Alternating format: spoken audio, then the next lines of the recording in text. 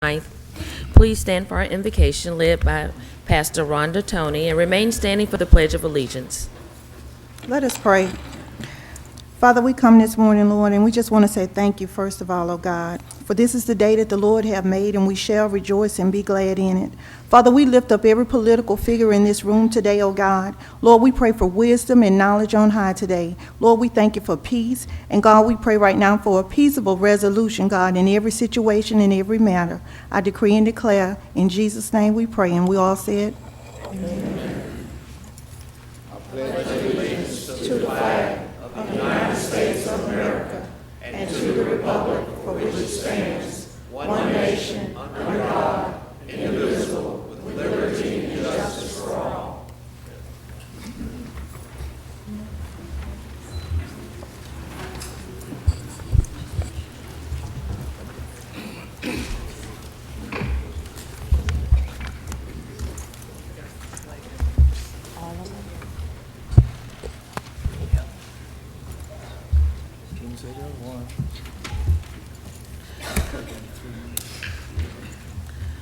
Roll call, President Gregory. Here. Vice President Richardson. Here. Councilmember Manzi. Here. Councilmember Small. Here. Councilmember Williams. Here. Councilmember Daves. Here. Councilmember Rich. Here. Statement of rules.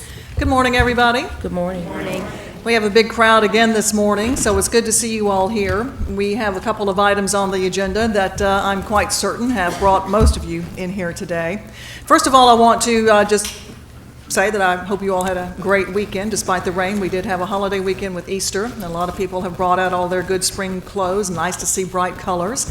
Of course, pollen in the air doesn't help things. A lot of sneezing going on as well. Our rules for the council, very simple. We just ask everyone to please turn off all of your electronic devices so that they don't interrupt any of our proceedings today.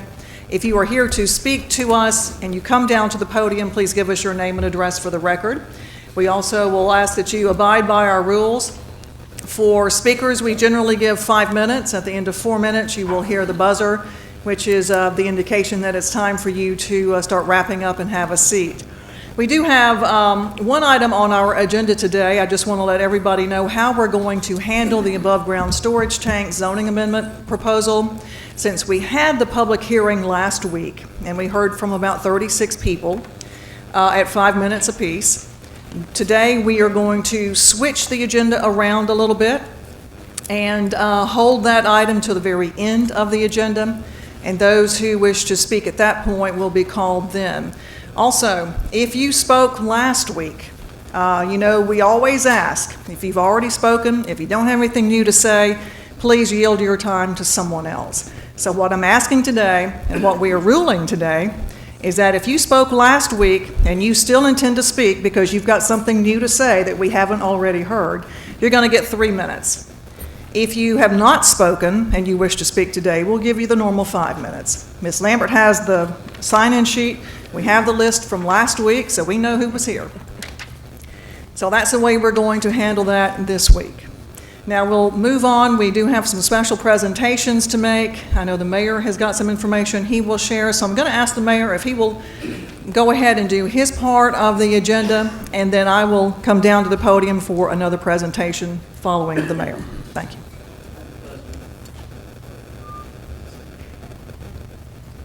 Good morning. Certainly appreciate everyone being here. This month is Sarcoidosis Awareness Month, and this time I would ask Miss Jenny Irby and her husband William to please come forward to the podium and face the City Council as I read the proclamation.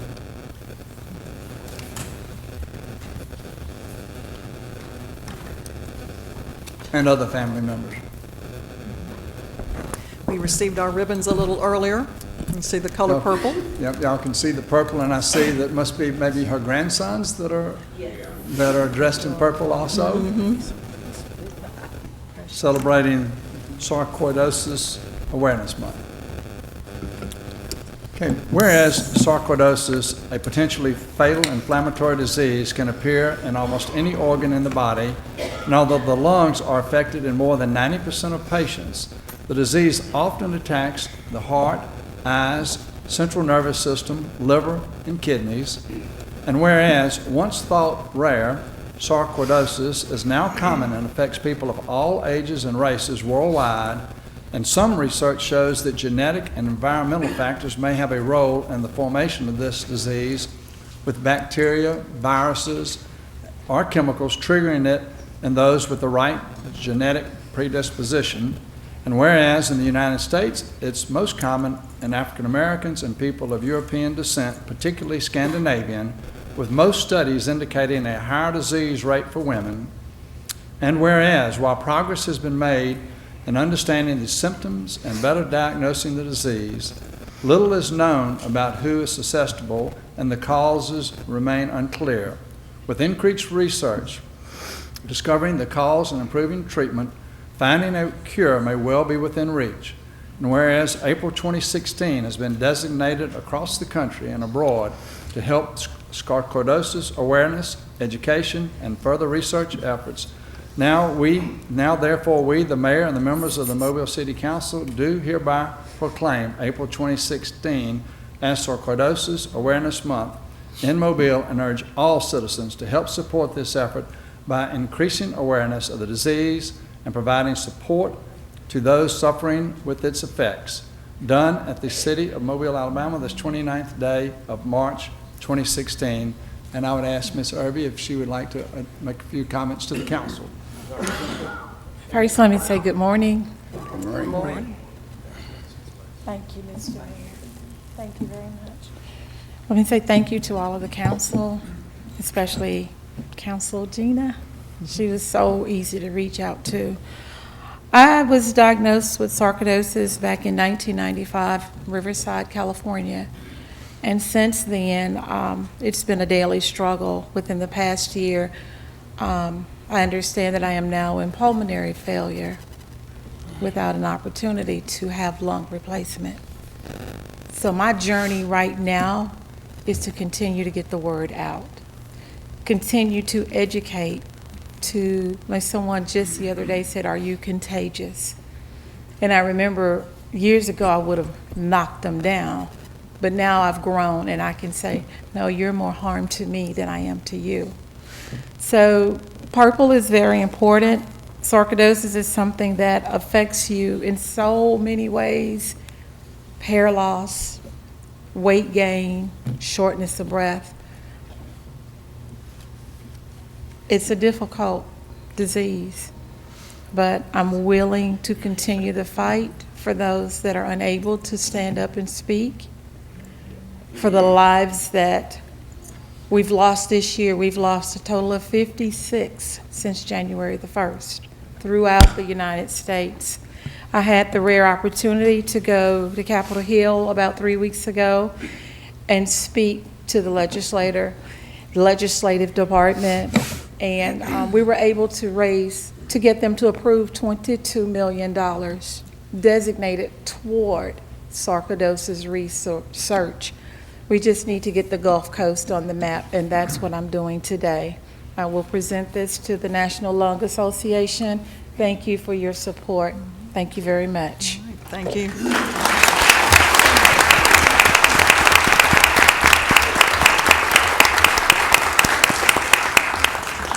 This time I'd ask Chief Barber and Officer Stephen McCadden to please approach the podium. Officer McCadden is our Officer of the Month for February. After becoming mayor, I was told that I would have an opportunity to express myself and congratulate and welcome all new recruits to the MPD. So I would go to the training center, and there'd be these young men and women sitting there. And one of the things that I always ask is, why do you want to be a policeman? And I asked them if they would write it down. And upon graduation, what they wrote down is given to me, and it stays in my middle desk drawer. So today, when I learned that Officer McCadden had only been a policeman for a little less than 2 years, I think that's correct, that I reached in my desk drawer and I said, Officer, you said back when you were a recruit that you want to be a police officer because you want to make a difference in the city of Mobile. Well, as a young police officer, he's already making a difference to the extent that he's being recognized as Officer of the Month, which is really unusual for, you're not a rookie anymore since there are other classes, but to be a new police officer and be recognized as Officer of the Month is a huge accomplishment. Officer Stephen McFadden has rendered a service to the city of Mobile which deserves special recognition. On February 5th, Officer McFadden initiated a traffic stop. The passenger was in possession of several loaded firearms without a pistol permit. The passenger was taken into custody and 3 illegal guns were taken off the streets. The next day, he initiated another traffic stop and discovered the driver had 2 active warrants for distributing controlled substances. He was also in possession of 25 bars of Xanax. Officer McFadden took a felony drug dealer off the streets. On February 20th, Officer McFadden responded with other officers to a disorderly complaint. He discovered a large amount of crack cocaine and marijuana at the residence. After receiving permission to search the residence further, he discovered a stolen pistol.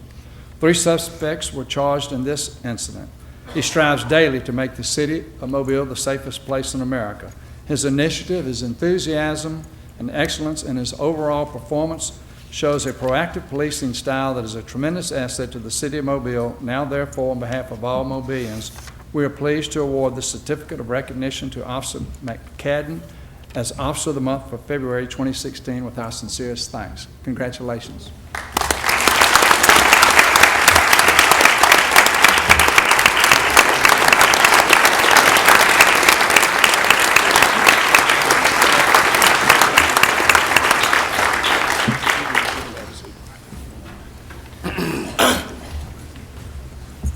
Officer John Hall is not with us today, and I may at the end of my remarks ask the Chief to make a remark, but I don't think this is the first time he's been recognized as Officer of the Month.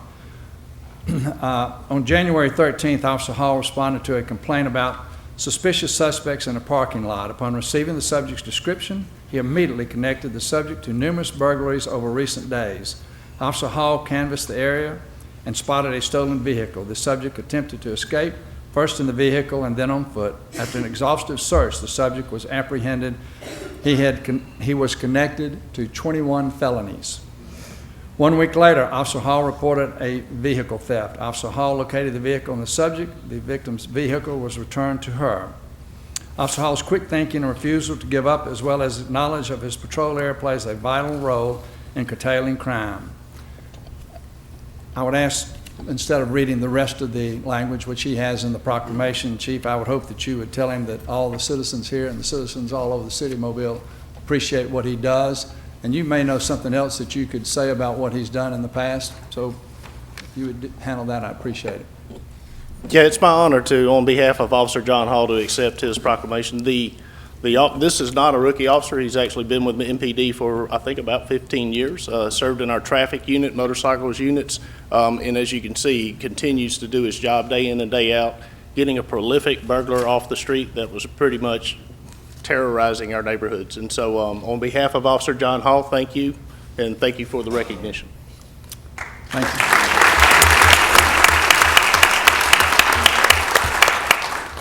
Today at the City Council will be making decisions that have a long-lasting impact on the city of Mobile. As you well know, one of these decisions is to provide supplementary regulations to the location and construction of new above-ground oil storage tanks. For the past 2 years, there has been a very transparent discussion on this issue. I encourage the City Council to reach a decision that best serves the city of Mobile. The second decision is to authorize an agreement to engage a consultant to conduct a comprehensive critique of the city's general land use plan, our major street plan, the zoning ordinance, and subdivision regulations, something that has not been done in more than 50 years. These two decisions should be independent of one another. Therefore, I urge the council not to stall the former decision to await the results of the latter.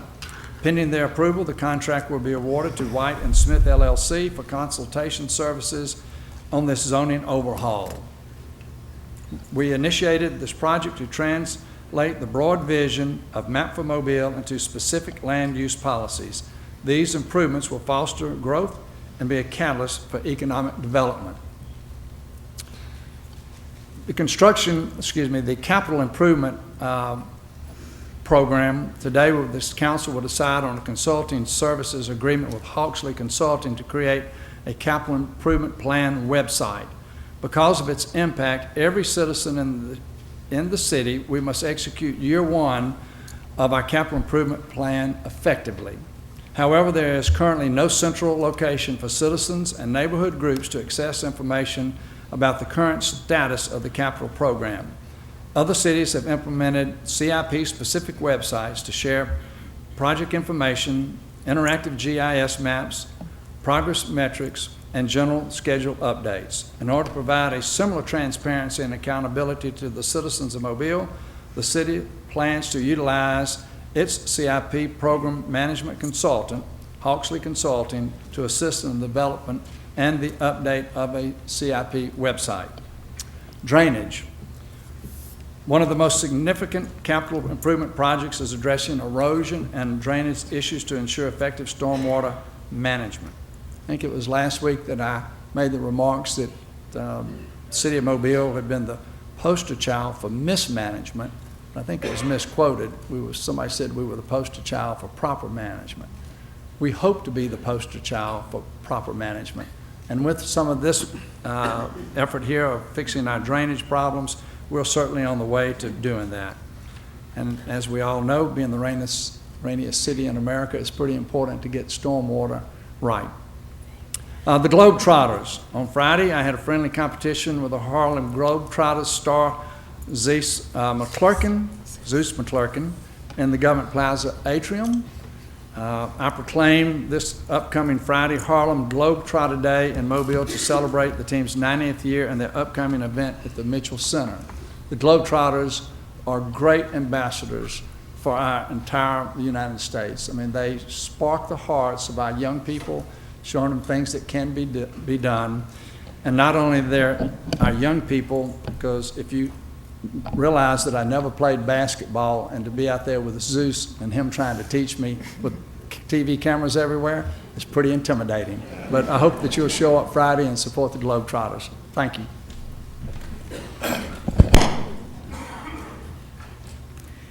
Well, Mayor, we saw you with your moves with the Globetrotters, and I don't think Zeus or any of his team members have anything to worry about.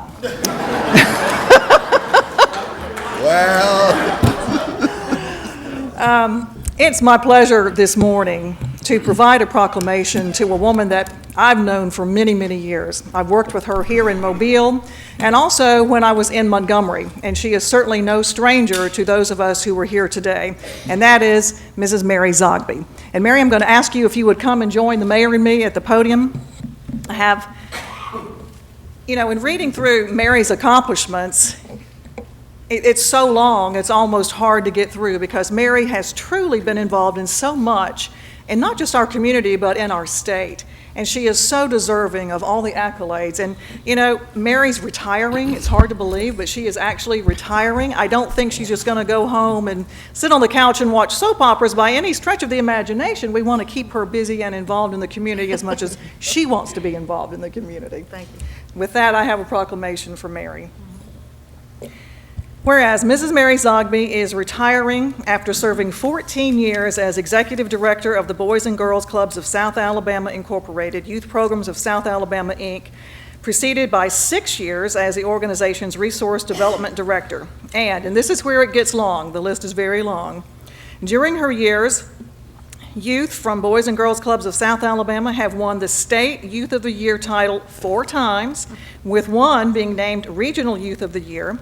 She instituted reading programs for ages 6 through 9, and they've all been implemented, as well as a public speaking course for teenagers, and most recently, a STEM program for middle schoolers, along with nurturing partnerships with many organizations, including the Mobile Lions Club, the Downtown Kiwanis Clubs, Mobile Arts Council, the Juvenile Justice System, Mobile County Public Schools, Alabama Department of Education, City of Mobile, Mobile County Commission, and the Mobile Housing Board. And I'm almost out of breath.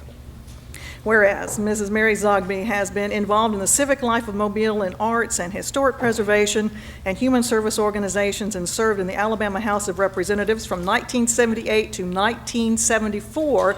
And you all probably recognize Mary Zogby from that law that set up what we're doing here today, that Zogby Act that we talk about so much,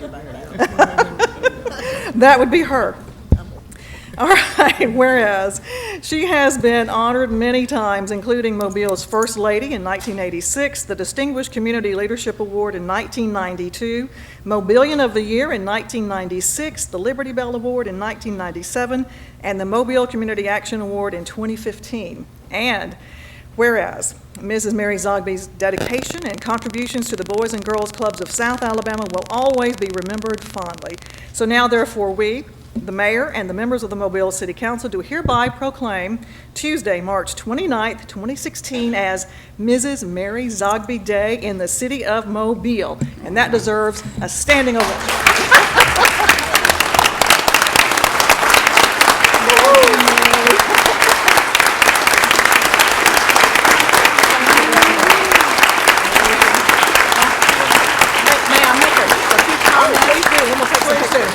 Okay. First of all, it's hard to believe how fast 14 years go, but I want to thank all of you for your support. And I would like my staff members and board members, to, if you would, to just stand up just a minute, because these are the people that make it happen.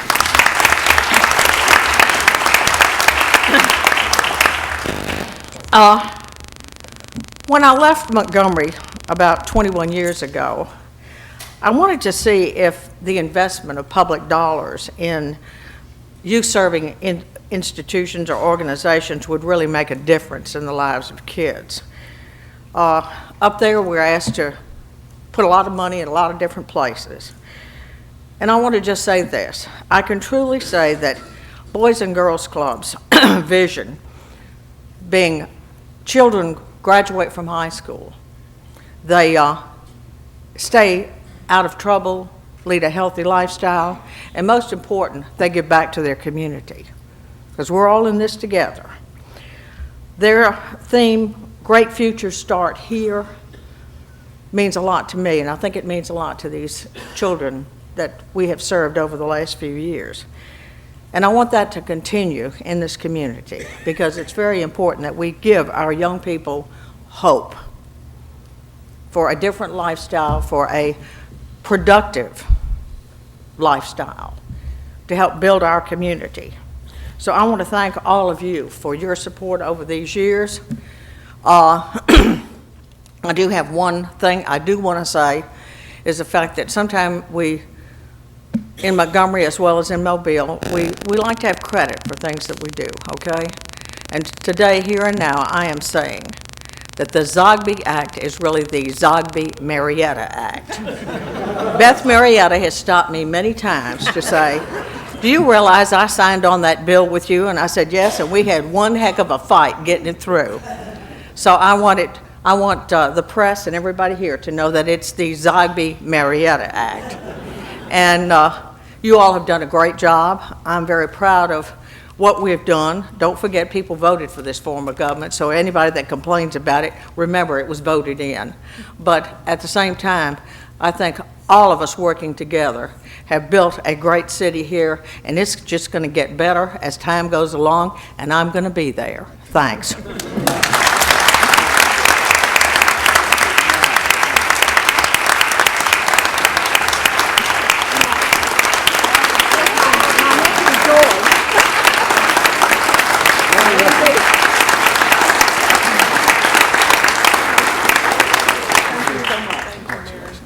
Thank you for all you do.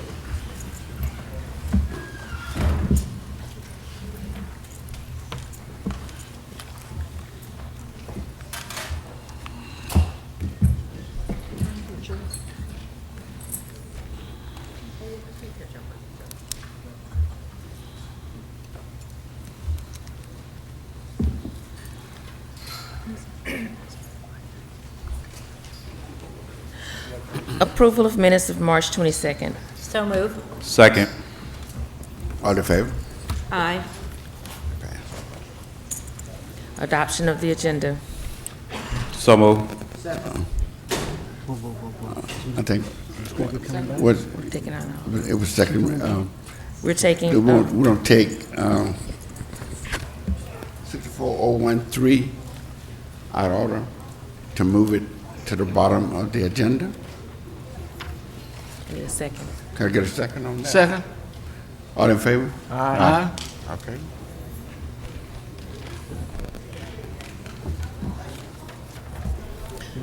Appeals, we have a request for a waiver of the noise ordinance on May 28th, 6 p.m. until 10 p.m. on South Fulton Street. So moved. So moved. Second. All in favor? Aye. Pass.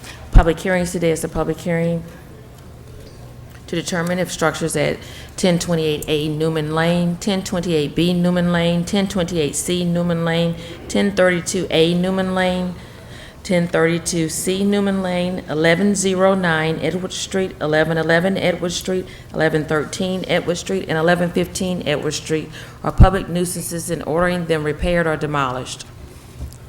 Is there anyone here to speak for or against any of those agenda items? If so, come forward.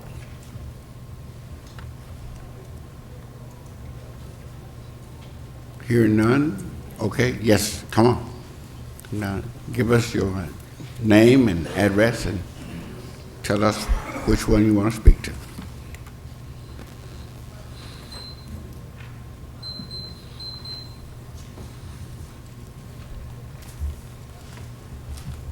Good morning. My name is Mary Moore, and I live at 632 Wilder Lane in Plateau. On yesterday afternoon, Mr. Orlando Page and I went by to check on all of these places that has been mentioned. They are not, in my opinion, or his opinion, needs to be torn down. They could be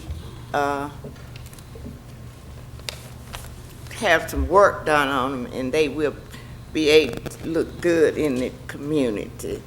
Only thing that the ones on Edward Street, I did not find out the name of the owners of the property, but we are still in the process of checking that out. So I asked if this time that they would not be torn down, just get some help.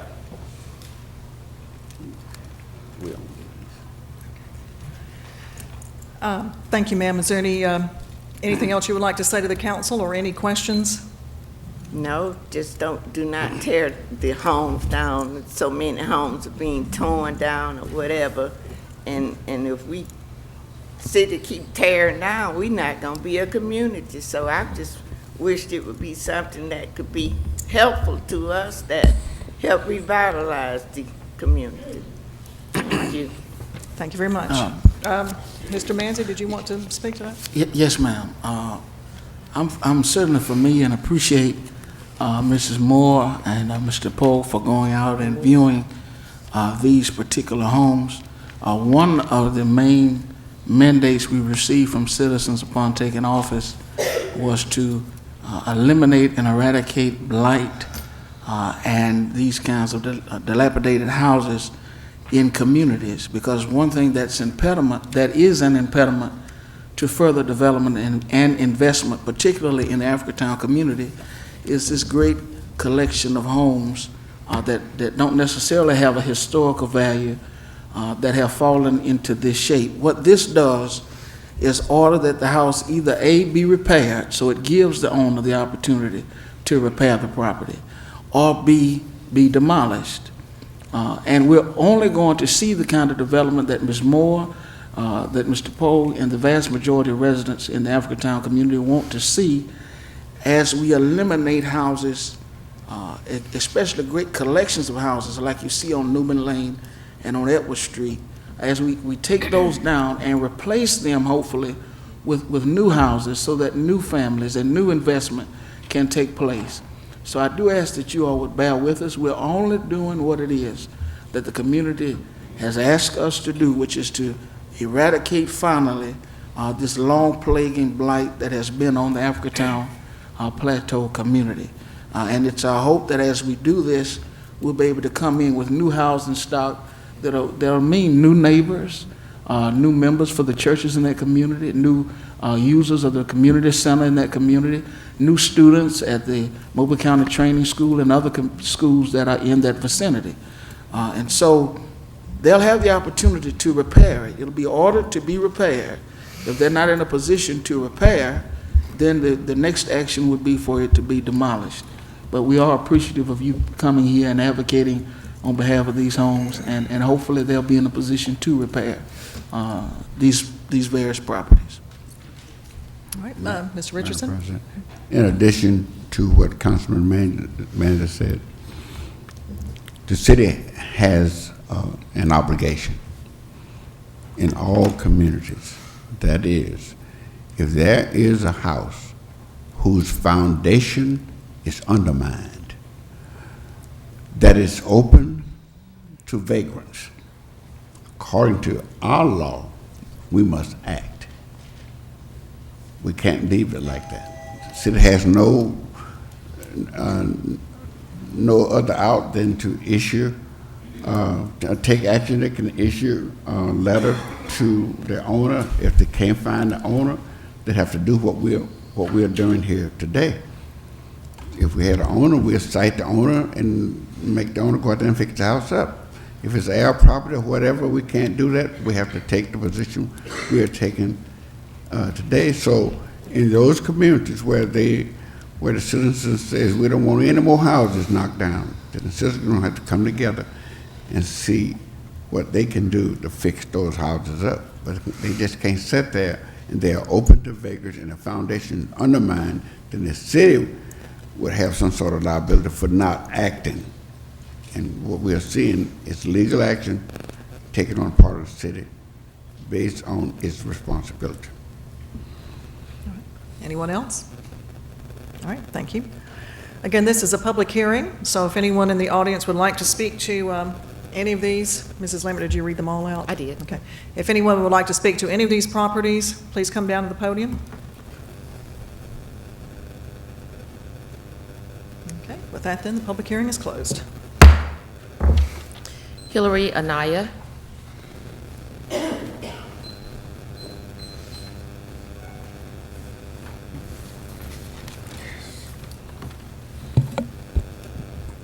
Hillary Anaya, 169 Morgan Avenue, area code 36606. Pull your light down. Better? Yes. Good morning, and thank you guys for having me. I just wanted to take an opportunity to personally invite you to our second annual Creatives and Cocktails. It's next Thursday, April 7th at the Mobile Arts Council at 5 o'clock. The Mobile Arts Council obviously is hosting it. And this annual event is designed to serve as an opportunity for arts leaders and city government to come together to network, have fun. MAC and the other attending arts organizations will take this opportunity to share with each other what we've got planned and all the great creative work that everyone's been doing to benefit the community, our citizens, and our local artists and arts organizations. So that's basically it. Just want to personally invite you. Hope that you can at least swing by. I also have it printed out with the details. And that's it, unless you guys have any questions. All right. Any questions? Thank you. All right. Thank you, appreciate you. it. Resolutions held over. 21188, authorized contract with James Adams and Son Construction for 2016 drainage improvements and repairs. So moved. Second. Any discussion on this? All in favor? Aye. Opposed? Thank you. 01189, authorized agreement with White and Smith for consultation services in the areas of general land use plan, major street plan, zoning ordinance, and subdivision regulations. So moved.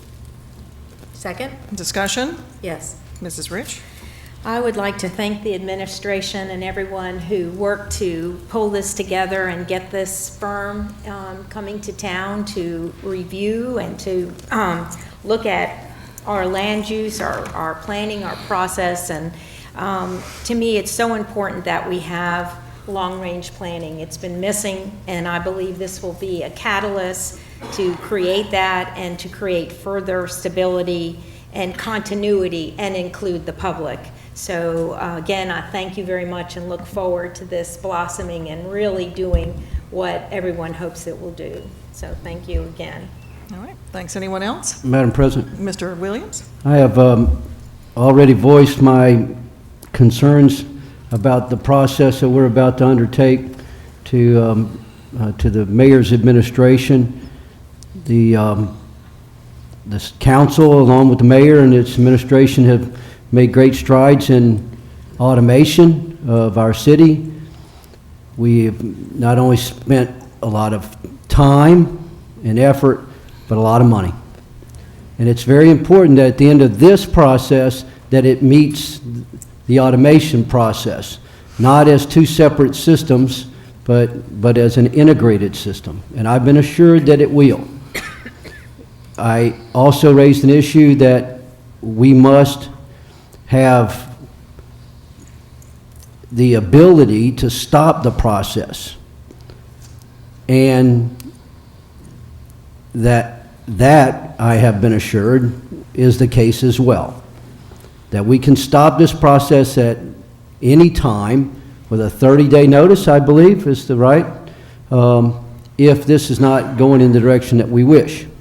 My third concern, and will always be one of my highest priorities, is protection of private property rights. We simply cannot, at this point in the progress of our city, wanting this to be the most business-friendly and family-friendly city in America, provide a overbearing regulation that is going to stop that progress and become a stifling or a stumbling block as opposed to something that enables.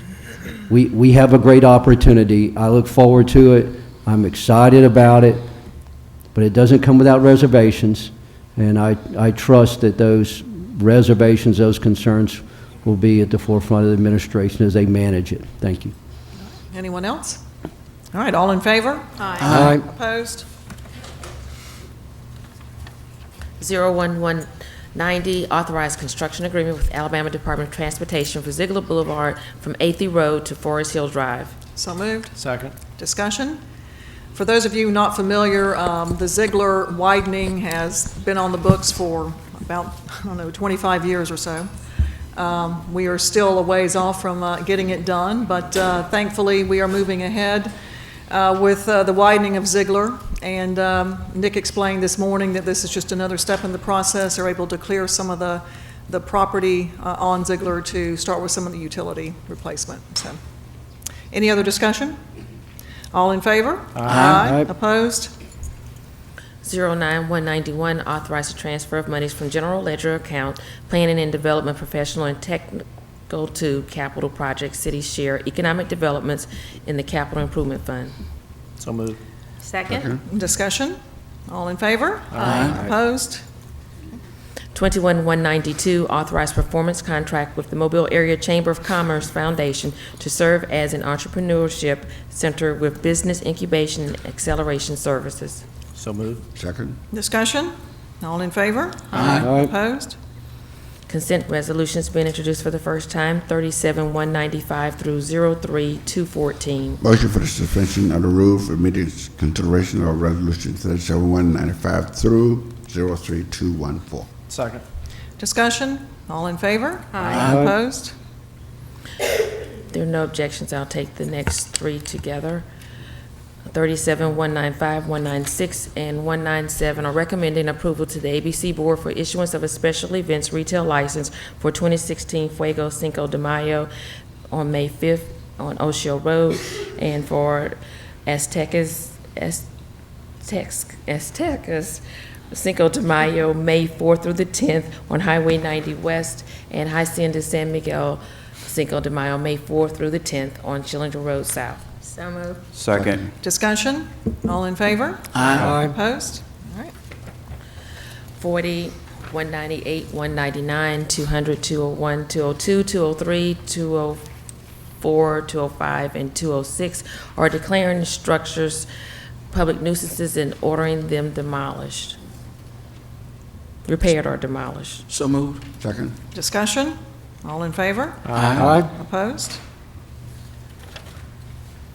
03213, appoint members to the Board of Directors of the Alabama Special Care Facilities Financing Authority of Mobile, appointing Joseph Courtney, T. Gregory Nanemacher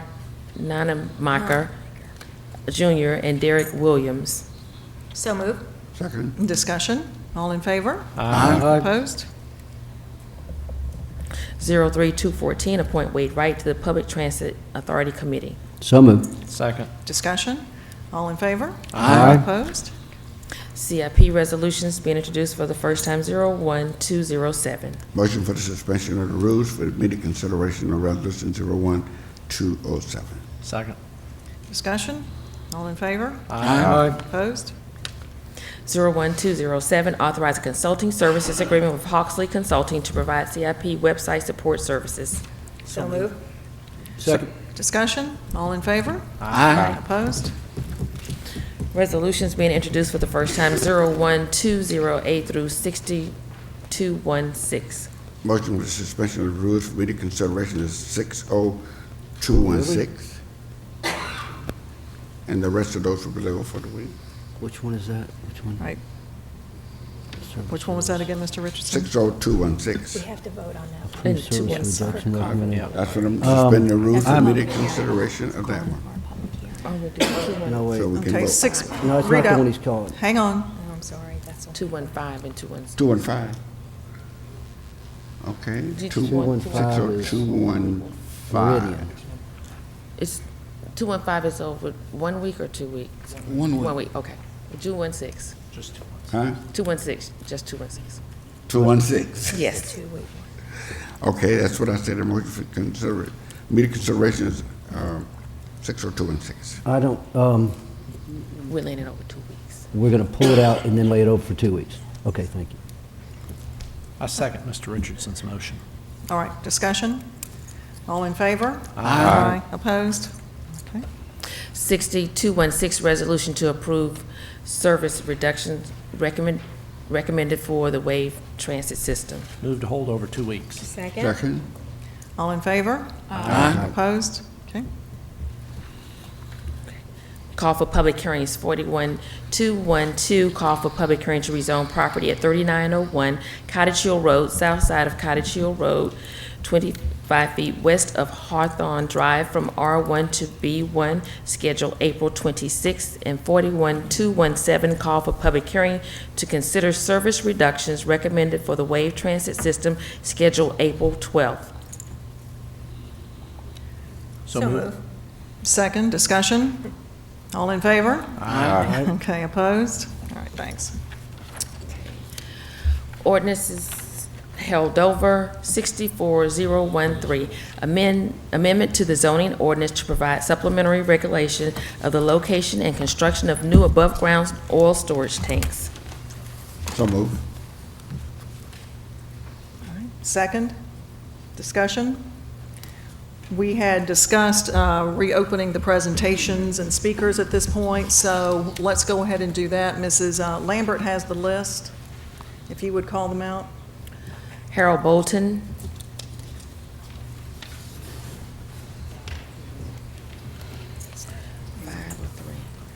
I don't believe Mr. Bolton spoke last week, so he would get the 5 minutes.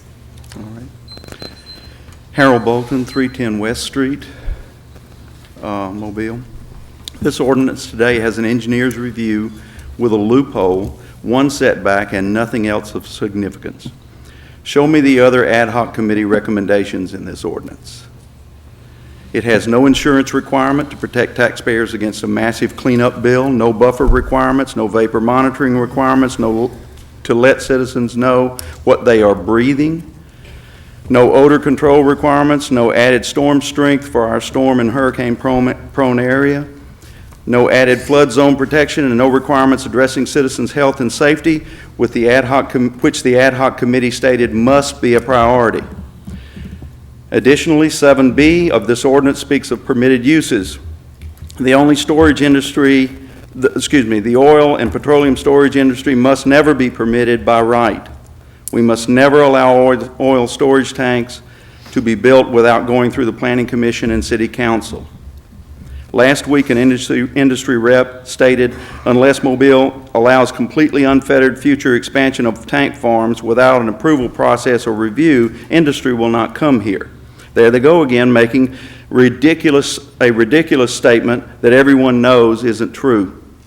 I challenge industry reps to find a city that Mobile competes with that allows heavy industry development by right, with no approval process. If such a city exists, then why does Mobile have 100 oil storage tanks and petroleum storage tanks right now sitting on our waterfront? Look, we all know that cities, population centers, technology, industry, and land use all change with time.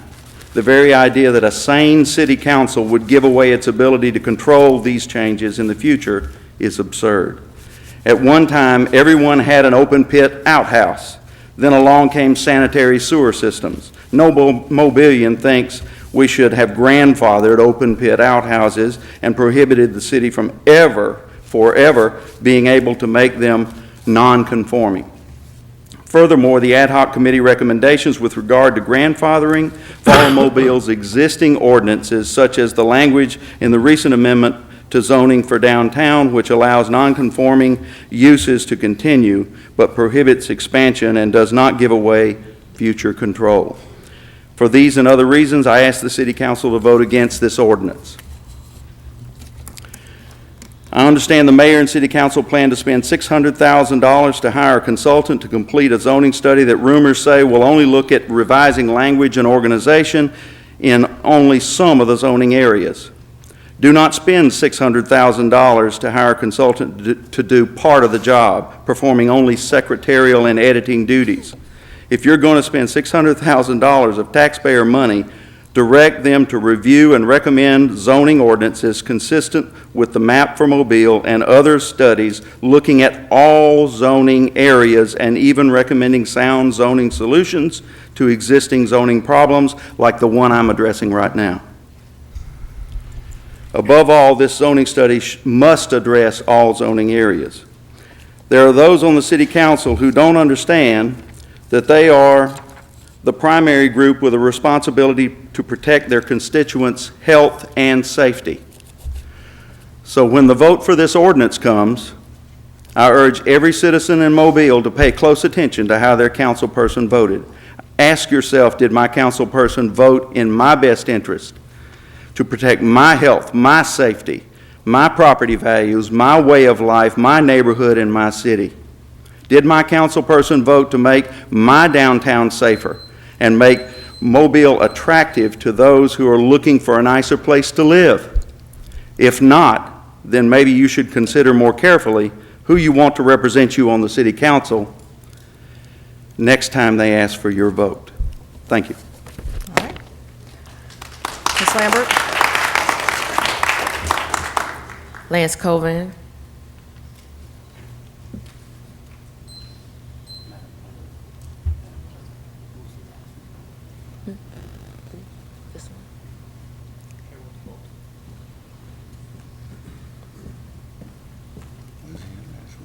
Good morning.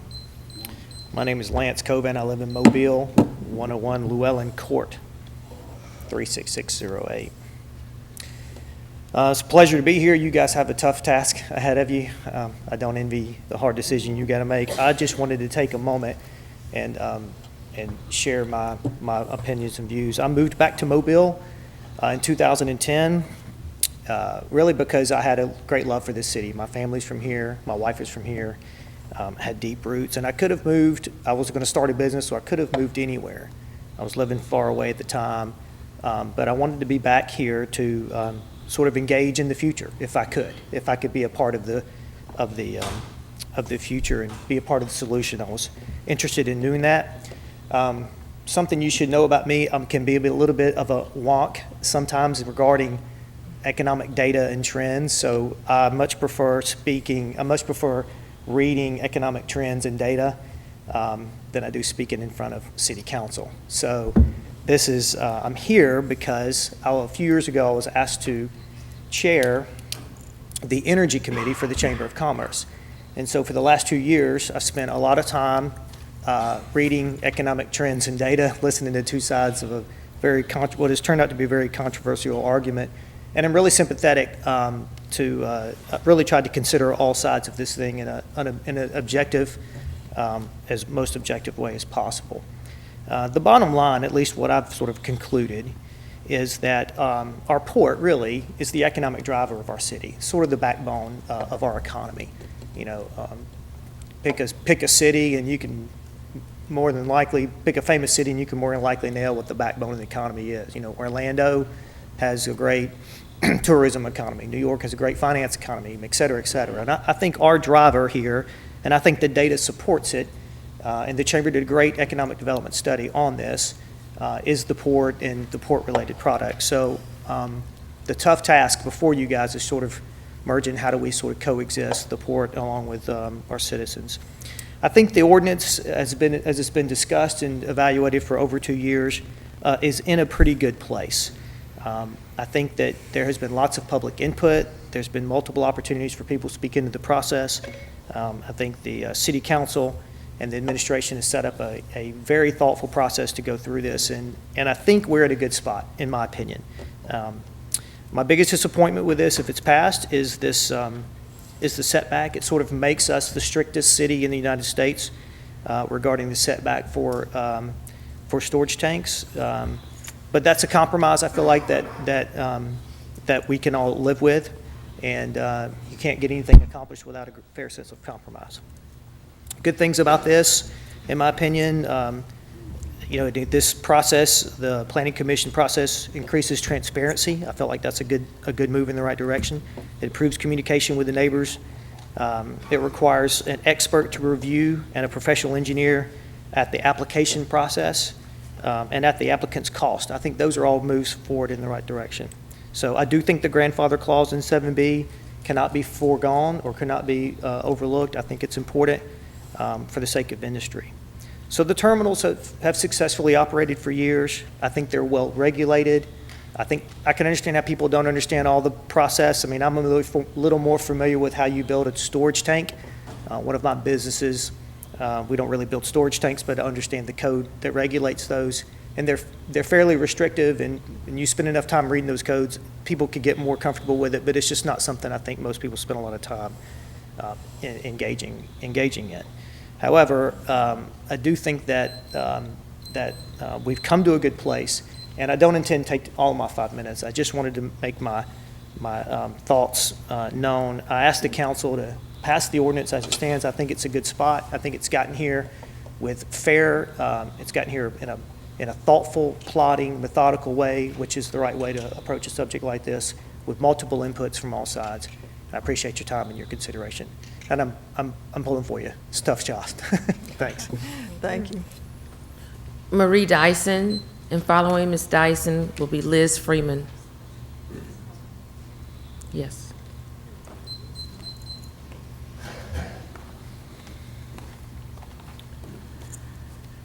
Hi, I'm Marie Dyson. I live at 203 South Dearborn Street in District 2.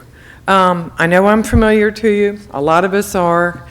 And that's the good news. And I think it's the good news that our citizens, our businesses, our council, our government, our planning commission, our planning department, all care enough that we're still going at it.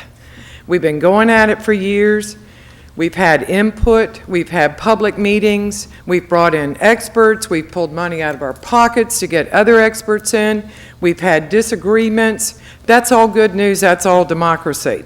Because everybody, I think, is in agreement, we want a perfect product because it affects us. The good news also is that Mobile has changed a lot. Africatown is not the same Africatown it was 20, 30 years ago. You were hearing from Africatown people every day now. They have a comprehensive plan. We have the map for Mobile. We had the new plan for Mobile before that. We are all participating all of the time in having a voice into what will work with Mobile. We're getting more people living downtown. We're getting more people working downtown. We're opening businesses. We're expanding. We're a vibrant community, which is why we are all having this discourse. I oppose this ordinance. That is my opinion, and I'm asking you not to pass this ordinance. I'm asking you to take the opportunity that is before us, because we all want to get it right. We do. That's why we're here. We have an opportunity to take some more time to allow this company to come in and study our zoning, study the way we do business. We have not changed the way we've done business in years. Mobile has changed, but we're not changing the way that we're doing business to fit the changing times and businesses and residents. And I'm asking that we delay this, we hold over, we allow this company to come in and study our zoning, study everything from residential to industrial, and study all the proposed changes, the amendments, and we're piecemealing this thing, which is what is very scary about this current ordinance. It's piecemeal. It doesn't really solve the problem. And we have an opportunity to do the right thing, to be smart about it, to be wise, to be prudent, and to be efficient. And I think everybody will agree that that will be the right thing to do if we come together.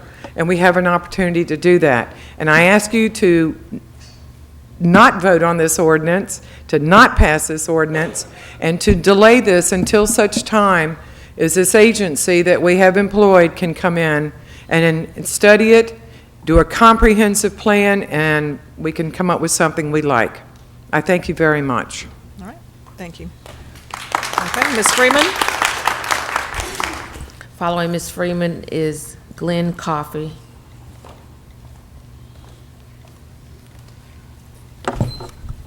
Hello, Liz Freeman, 220 Rochester Road, Mobile 36608.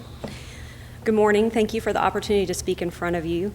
Of course, as I said, I'm Liz Freeman, and I am a third-generation small business owner here in Mobile. And our corporate office is at Dolphin and I-65. And I'm also very actively involved with our local chamber. My company's purpose is to put people to work, and our client base crosses most industries in our area. We need our city to maintain a business-friendly reputation in order to recruit new business and retain and help cultivate existing businesses. It is vital to my family's small business success that our city continues to prosper.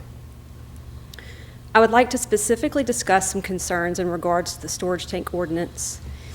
In the final portion of Section 7B, the grandfathering clause remains as is. It is there to protect existing business in our port, which the Chamber emphasized from the beginning discussions 2 years ago. The setback was negotiated on good faith because the Chamber knew it had to protect our existing employers.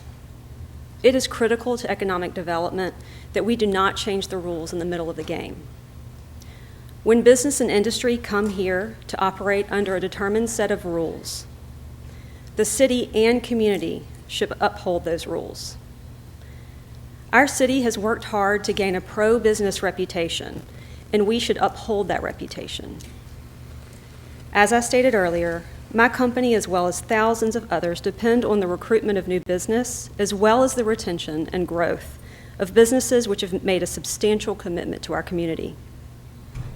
Finally, this discussion has gone on long enough, 2 years.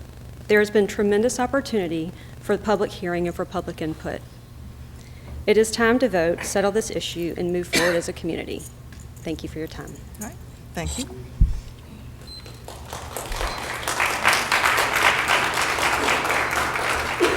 Following Mr. Coffey is Casey Pipes.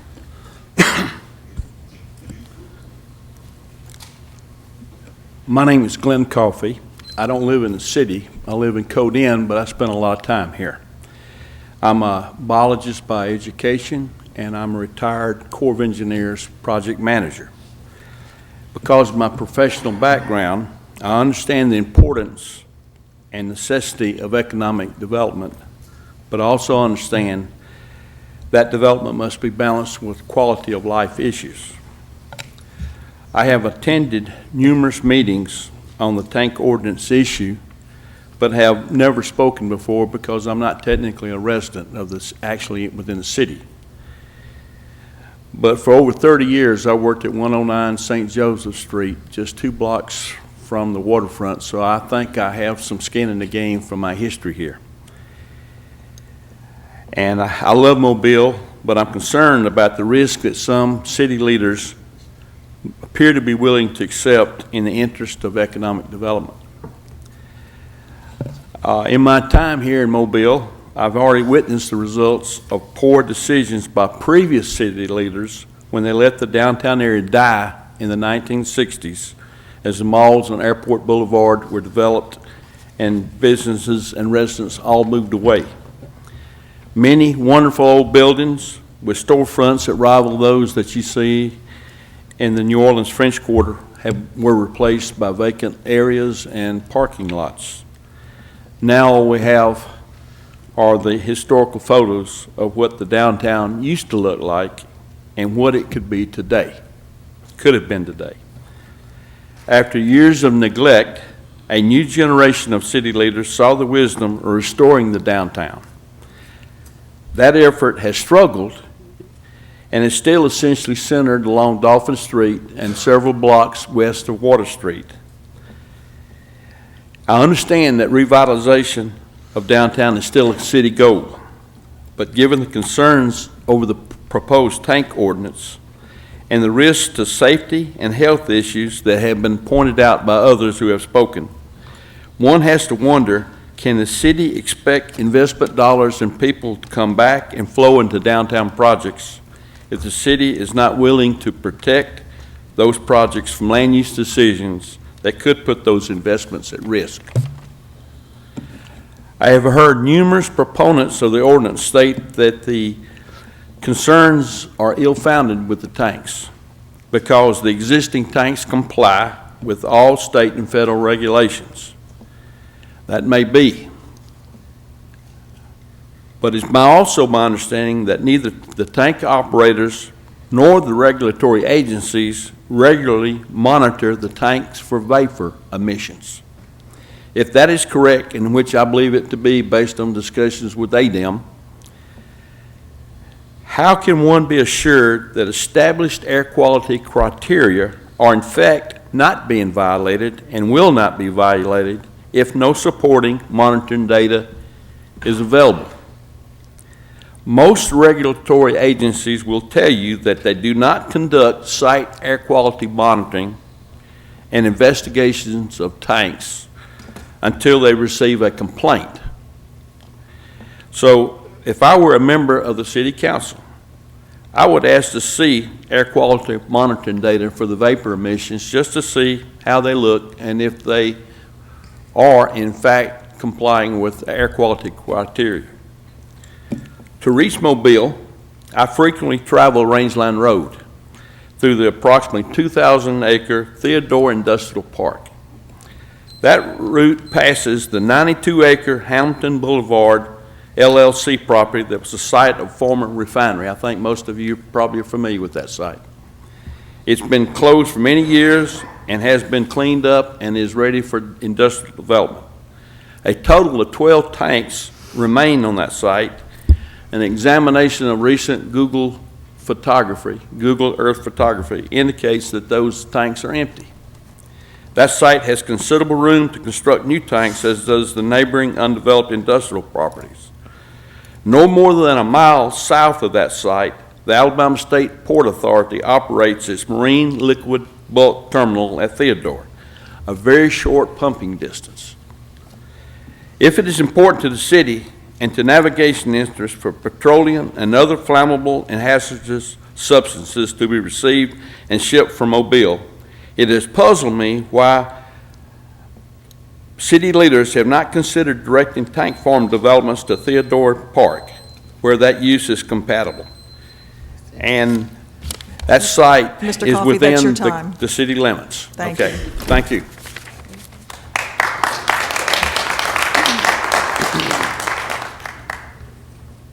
Following,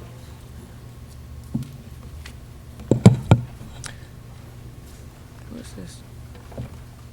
Casey Pipes. Oh, Casey, okay. I was expecting a female, I'm sorry. I get it all the time. Okay, following Mr. Pipes is John Klotz. Casey Pipes, I live at 2255 Ashland Place, District 1, work at 150 Government Street, District 2. I signed up to speak last week, but yielded my time, which is my first time to get an applause for not speaking. So I have a lot to live up to speaking this time. I'm an attorney here in Mobile at Helmsing Leach. I represent ARC Terminals, and ARC Terminals has not been active in this process. We're not a member of Keep Mobile Growing, but the property that ARC owns was cited last week as the reason why Baykeepers dropped out of its sort of consensus support of this ordinance, the 31 acres they talked about. They didn't realize we owned it. They didn't realize what it meant in relation to this 7B grandfathering thing. So I wanted to just take a minute, 2 minutes maybe, and just give you a little insight into ARC, that 30 acres, and hopefully that clears some air. The ARC is very heavily invested in Mobile. We have ARC has 3 terminals in Mobile, plus this 31 acres that you've heard about and other lands. It has really focused a lot of energy in this particular market. It also has assets in other parts of North America. But 2 of these terminals in Mobile, it bought from GCAC back a little over 3 years ago, and it got 2 terminals on Blakely Island plus this 31-acre site. And the 31 acres is kind of adjacent and in between those 2 terminals that ARC bought from GCAC that operate. And you know, we've been on the tax roll, we've been on the maps as the owner of this property, you know, since that February 2013 closing. And about that 31 acres, it's on Blakely Island, so it's not near the Africatown community, the Plateau area, downtown DeTonti, or any of these other areas. It's actually about 2 miles away from the Plateau and Africatown areas. It's actually closer to the actual battleship, not just the park, but the battleship, than it is to those areas of the city of Mobile. This site it's not even on the river. It's set off on the east side of the Cochran Causeway. So it's not on the riverfront and it's not on Polecat Bay. It's just sort of right on the side of the highway, but on the east side of the Cochran Causeway. It's about 1,000 feet away from the river and about a little less or a little more than a half mile away from Polecat Bay. Part of this land was previously the site of a petroleum storage tank operation from a previous owner, and this site itself was previously approved by GCAC as recently as the fourth quarter of 2012 for the development of petroleum storage tanks. It had PUD approval, planning approval for petroleum storage, and a sidewalk waiver from the Planning Commission back in October of 2012. Shortly after that, ARC bought this land and this facility, the facility surrounding from GCAC, and nothing was ever built there. But the site is certainly one of the sites that is probably least threatening to residents, neighborhoods, historic districts, churches, the people. You know, and those are the 2 competing interests, you know, protect the people in the neighborhoods, promote industry. I really don't see this 31-acre site as being the battleground for where that tension really lies. If this site is not available for petroleum tank storage development because of, and that this site is the reason for the breakdown in the consensus over the ordinance, what it really means is that whatever the future demand is for product storage is going to be somewhere other than this site, which may put it closer to people, closer to the water, closer to areas that never had tanks before, or more on the fringe or sprawling out in different areas of the city. I think the grandfathering language in 7B strikes the right balance along with the ordinance itself of protecting people and promoting industry. Thank you for your time. I have a quick question. So you're looking at the ARC property and the location, and you are aware that that has been an issue in these talks that we've been having. So I think part of the concern is that ARC is going to come in and develop that property, put in, I don't know, 30, 40 tanks or something to that effect. So I just want to make sure I understand what you were trying to tell us about the property and what you see as its future use. You mentioned protect and promote the public. So if you could just provide some more details on exactly the breakdown and discussion and what ARC maybe sees for this property. Well, and we don't have an application pending for the previous approval was done by GCAC, which is not my client, that when ARC bought the property from GCAC, it never built. It had a year or whatever the normal time is to develop the site in accordance with the approvals, and it let it all lapse, and it didn't extend them, and they've expired at this point, long expired. I'm not aware of any plans ARC has to put 20, 30, or any tanks on this terminal, and I'm the local land use guy for ARC that would help shepherd them through the process. The property only came up because we were told it was the reason for the breakdown in sort of the baykeepers' consensus of they didn't know we owned that land, and if they'd have known, then they wouldn't have agreed to the grandfathering language in 7B that's been discussed. And that's my point in talking about this land in particular, is how we got here, at least from my perspective, was an effort to protect areas from future tank expansion, primarily on the west side of the river, not the east side of the river. But then also environmental concerns about being on the waterfront or protecting the waterfront. This site has none of those hot button issues. It's very remote to the properties that people have talked about trying to protect. It's a site of a former tank farm. It was very recently, in October of 2012, approved for redevelopment as a tank farm. It doesn't seem that this would be the property that would be the source of the problem. You know, and if this property is not available for development, that means some other property, if there is a future demand in Mobile for more tanks, storage space, the market demand will push it somewhere. And if it's not this property, it's somewhere else. And it may be an area that's closer to one of these other areas. I just wanted to talk. I'm gonna call for just a question, and whether or not your question has been answered. If it has, we move to the next speaker. I have a question. Okay, I appreciate it. Did you want to just wrap up? Yeah, I don't have any further information about what ARC's plans are for that property, because I don't think they have any immediate plans for that property. All right, thanks. Mrs. I Rich. have a question. Thank you for your time. Appreciate your insight. In 2012, it came before the Planning Commission. I realize it was not the business you represented, but it went through all the proper procedures and it was approved. If the grandfather clause is removed, why do you think it wouldn't happen again if the industry wanted to, if your industry that you're representing and you're doing the land use application and everything? I'm not following your logic, because the concern is in other areas, like you said, that you're saying yours is more isolated, not near water, not near residential. But why would you fear the removal of 7B if indeed it passed all those criteria in the past? Was there something that was overlooked and they shouldn't have been given the granting? I mean, do you understand what I'm saying? I understand your question. Yeah. I'm just waiting for you to finish. I'm sorry. No, I'm done.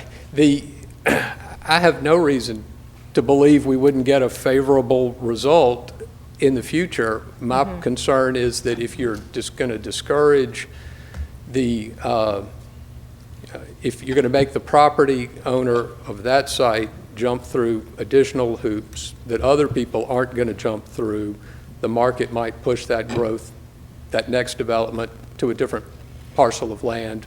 Okay. But I don't know the answer. I have no reason to believe it wouldn't be approved in the future under a different set of rules. That was going to be your answer. And by removing 7B, we actually level the playing field, because we're basically contract zoning with this industry by doing a whole different process that we don't do for others. regardless of the zoning classification. If you put more than one structure on a site and you get a site-specific approval because it went through all the process, public came down, our planners reviewed it, you made the application, whatever. We don't do it for apartment complexes, we don't do it for businesses. Once they show a site to the community with additional buildings, which is not a right because you're basically changing and getting more into the zoning classification than is allowed by right. So I hear what you're saying, but I don't think it's just your particular application that troubles me that 7B would stay in place. Because if indeed you say this is a great site, meets all the standards, it's already zoned appropriately, I take it's already zoned? It is. Because you said there were former tanks.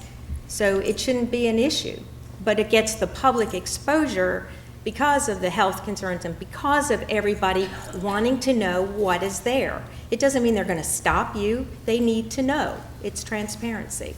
So thank you. Appreciate it. Any other questions? All right. Thank you, appreciate it. Following Mr. Klotz is Judith Adams. Good morning. I'm John Klotz. I live at 959 Dauphin Street. 3 minutes, Mr. Klotz. Last week, I expressed the opinion that this ordinance did not go far enough to protect both the neighbors and the environment. And today, I just want to go back in history a little bit. About 40 years ago, when they were getting ready to really start seriously drilling offshore down around Dauphin Island, a citizens group, primarily the Audubon Society under the leadership of Ms. Mert Jones, were successful in obtaining the most restrictive environmental rules of any offshore drilling in the United States. That was a no discharge rule from the drill rigs. And at that time, like I say, that was the most restrictive environmental rules in the entire United States for any offshore drilling. And all I'm going to say right now is that we look at what's going on down in the Dauphin Island area, we look at the drill rigs down there. Obviously, those restrictive regulations did not preclude drilling in that area, and I believe it did do a lot to increase the environmental, to help our environment that we enjoy so much. So I think that we can have reasonable regulations to protect our citizens and our air and still have industry. Thank you. All right, thank you. Following Ms. Adams is W. Werlecki. Dr. Werlecki. Okay. Well, good- Then, I'm sorry, No, following Ms. please. Adams is Cassie Calloway. Good morning. Thank you for the opportunity to speak with you. I'm Judith Adams. I'm at 5009 Brookfield Drive North in Mobile. Also, you know me as the Vice President of Marketing for the Alabama State Port Authority. The ordinance before you today, and I think you know this, is the most stringent of any deepwater seaport in the nation. I think you also know that our petroleum terminals here are not throughput. They serve this community. They serve our port. They provide competitive, cost-efficient fuels and fuel products. They provide important, cost-competitive asphalt that directly impact both city and county budgets. This asphalt paves our roads. This is a community industry, and it is a land-poor industry. Just pointing out the facts on this. We can certainly look at no action, deferring this to consultants. We can dismiss 2 solid years of qualified engineering, fire and safety, attorney and citizen input. We can do all of that. But it does not preclude, if we act today, of that process not continuing, that consultants can look at this. Consultants can address any changes or concerns as they continue to debate it. We can do all of that as well. Nothing here is etched in stone. But after 2 years of inertia, no one's able to do anything. This industry operates on short-term contracting. They cannot make decisions. They cannot do business. Every great American leader has espoused the perils of inaction, including our very own Councilman Fred Richardson when he talked about inaction on derelict homes and not doing anything.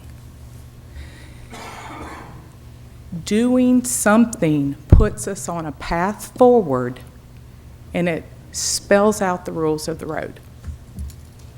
It allows us to move forward, and all of these great ideas of continued look-see by planning folks and others can continue.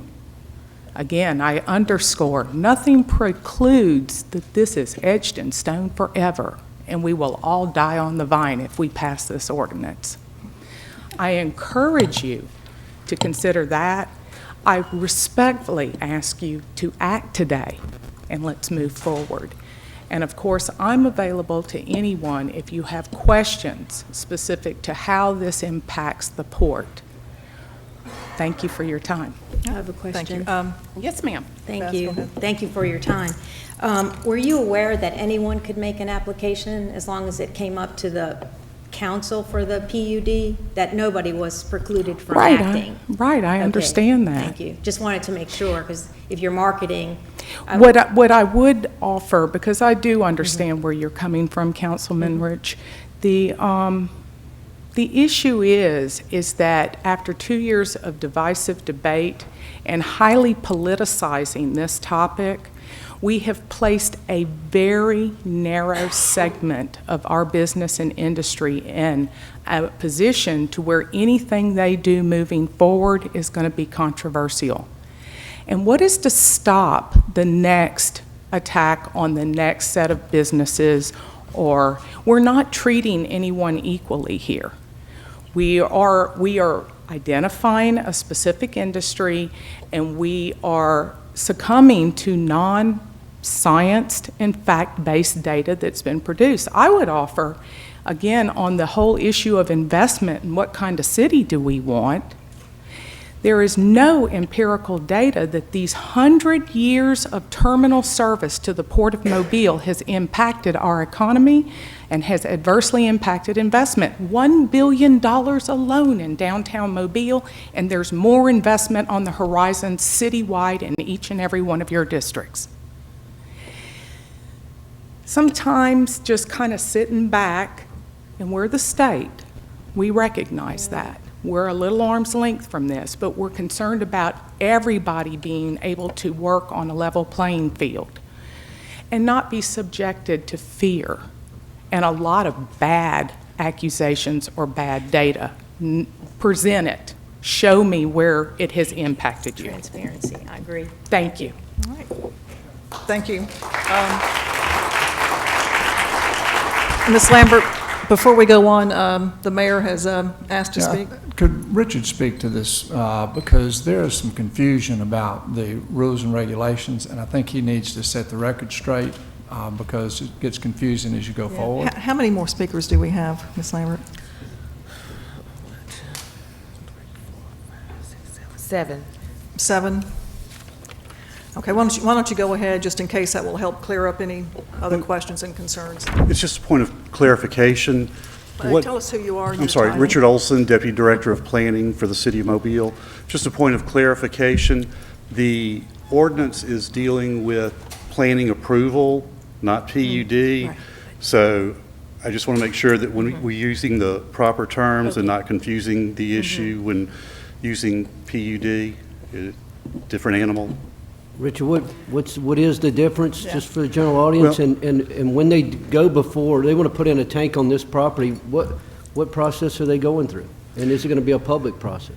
Yes, sir, it'd be a public process. Planning approval is specifically for uses that may be appropriate in certain zoning classifications, but need a special review. They're not necessarily uses that, under the code, are allowed by right. Like churches are allowed in residential districts with planning approval. They're not necessarily appropriate for every residential property. Similarly with the tanks, they're not necessarily appropriate for every I-2 property. Planned unit development deals with multiple buildings or structures on a single building site. And the PUD generally requires that the property be completely appropriately zoned for the uses that are going to be there, and is not requiring approval for the use. It's just for the site layout. Both applications are site plan specific.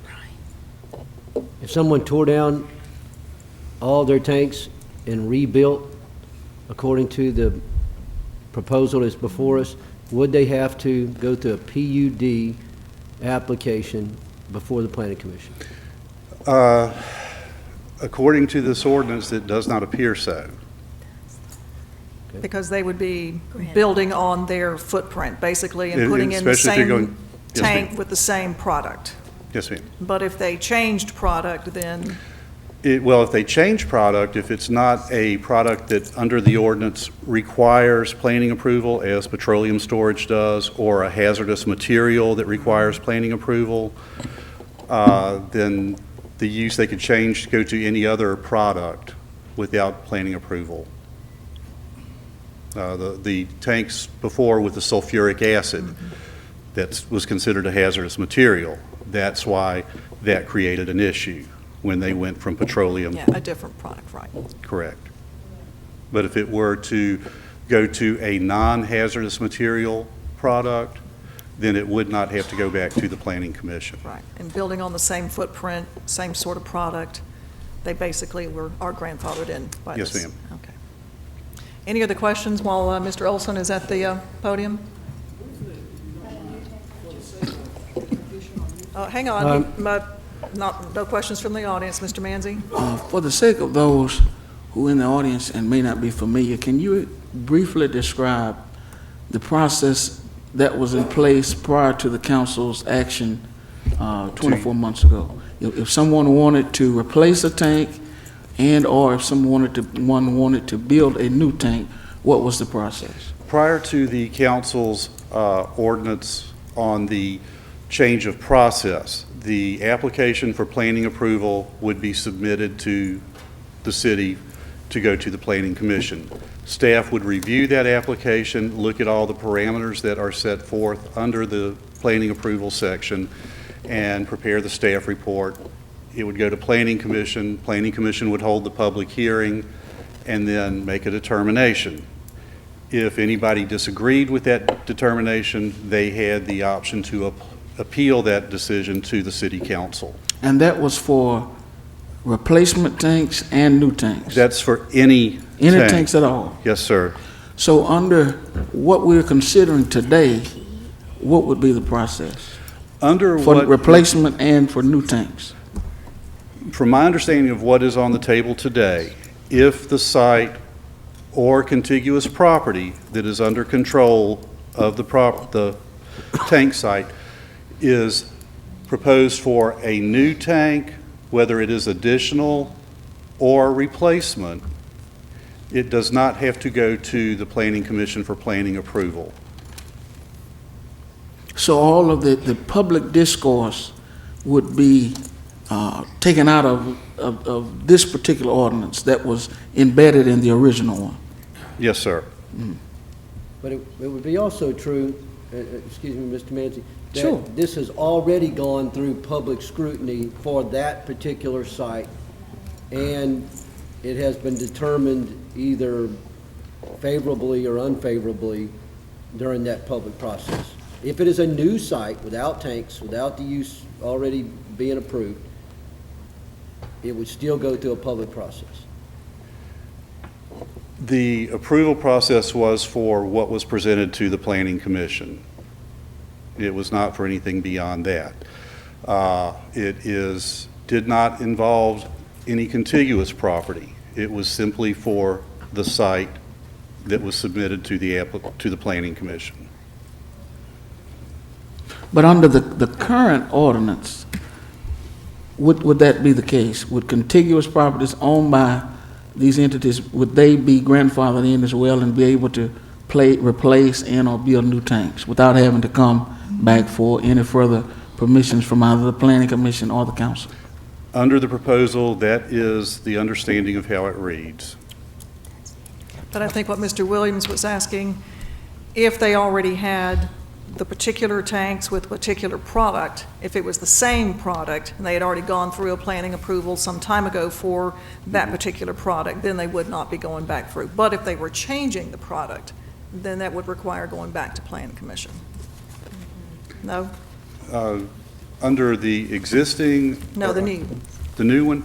To be honest, I'm not absolutely certain. I don't think so. This ordinance, though, does deal strictly with petroleum products. So if it were another hazardous material, I would say it should go back to the Planning Commission. But if it were petroleum products, they would be able to add the additional tanks without going back. Okay, I think that's... Madam President. Hang on, let's try to... We need the law. What? Read the law. All right, Joel, Mr. Daves. This issue of if the ordinance that is before us is adopted, this issue of what the operator could or could not do is an important issue. Now, my understanding of it is that the sentence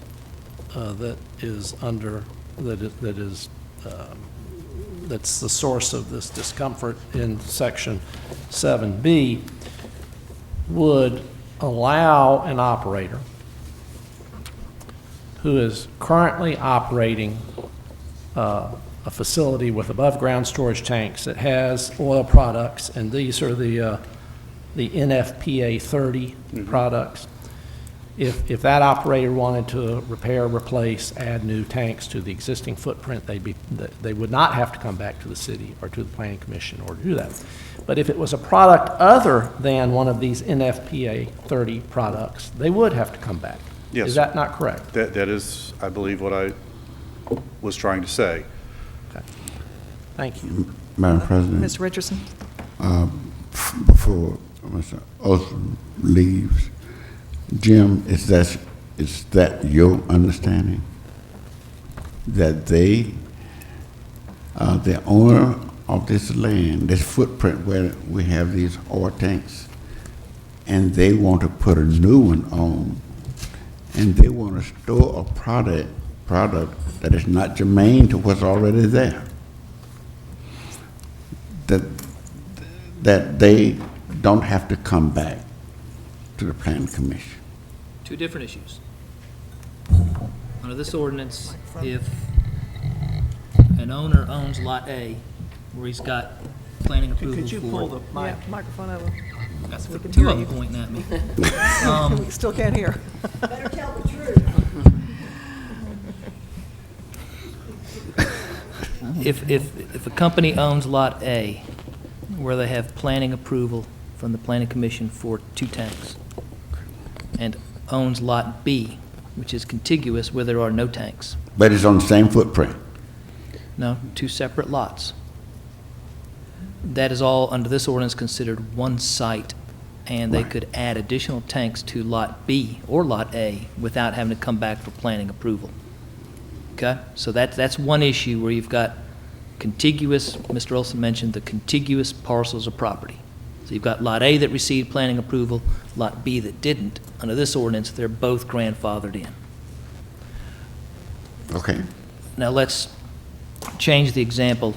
Assume you've got Lot A that received planning approval from the Planning Commission for 2 tanks, and it's storing a petroleum product.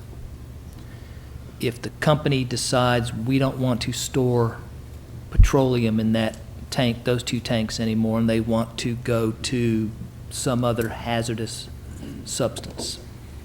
Sulfuric acid, I think, would be a hazardous substance. They would have to come back and go through the planning approval process to get approval to store that different substance. Okay.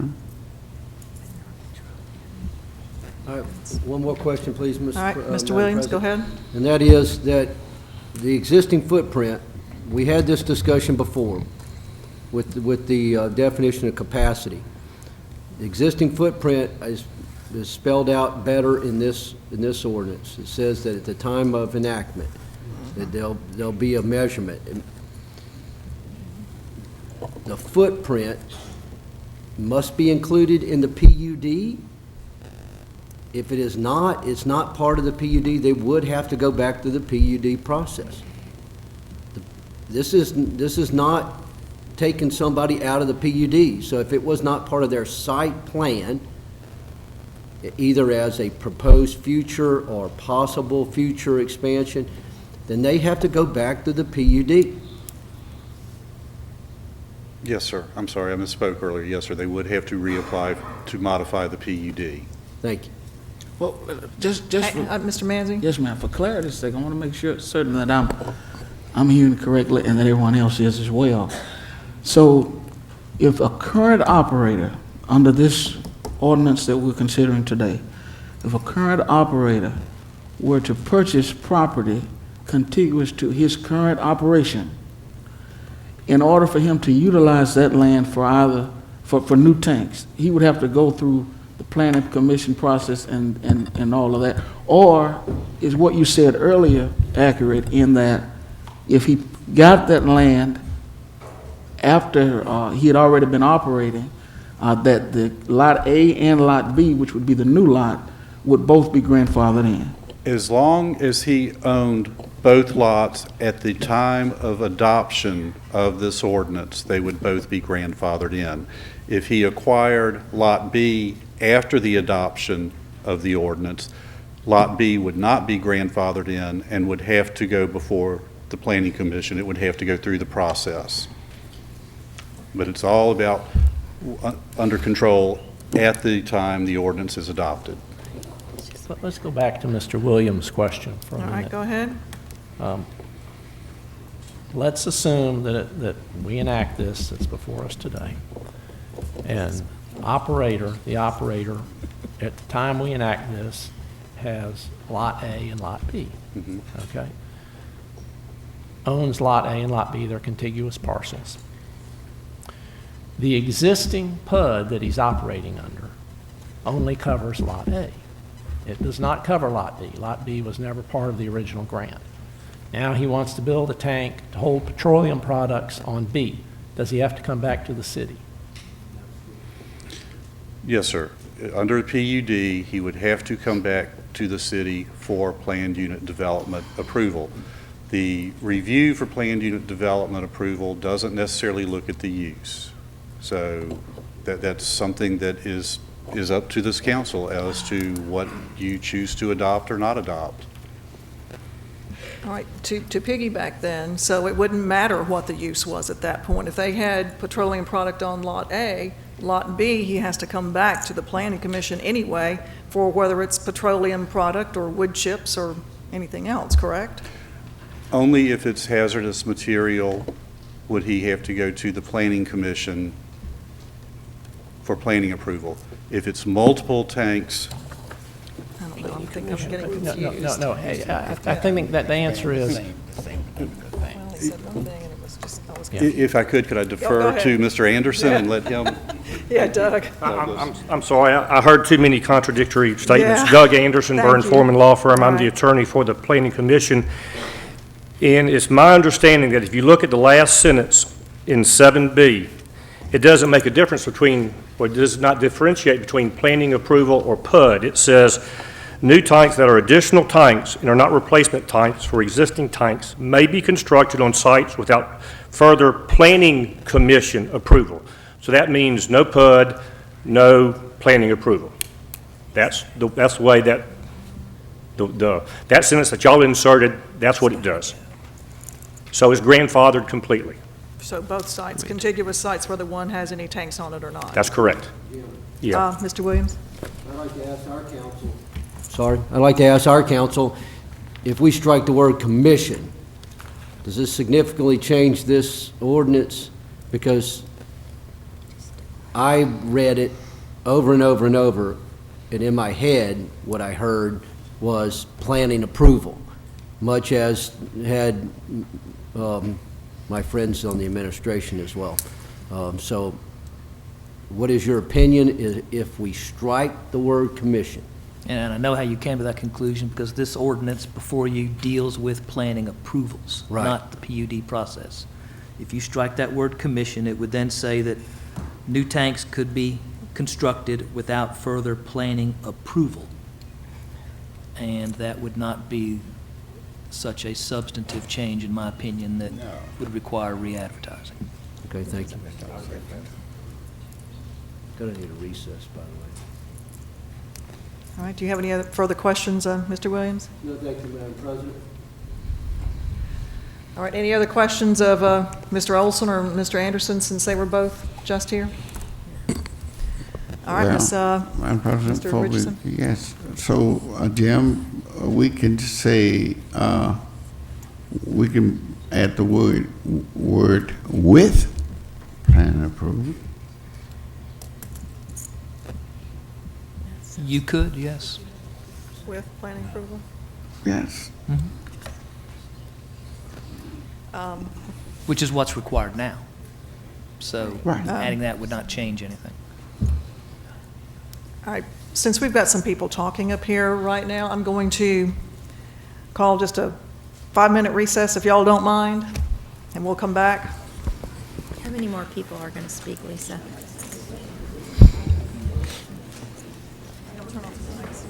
Go ahead.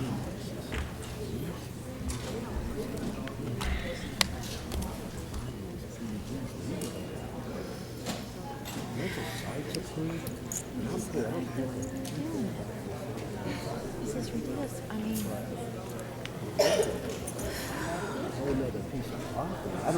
I'm with you, I agree with John. Well, and let me add to the conclusion, what if talking about existing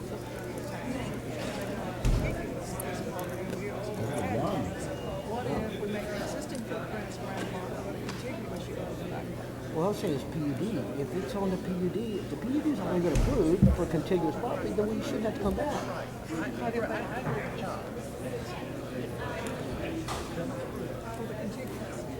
For the contiguous. You don't have to come back. But if it's a piece of contiguous property that was not you gotta come back.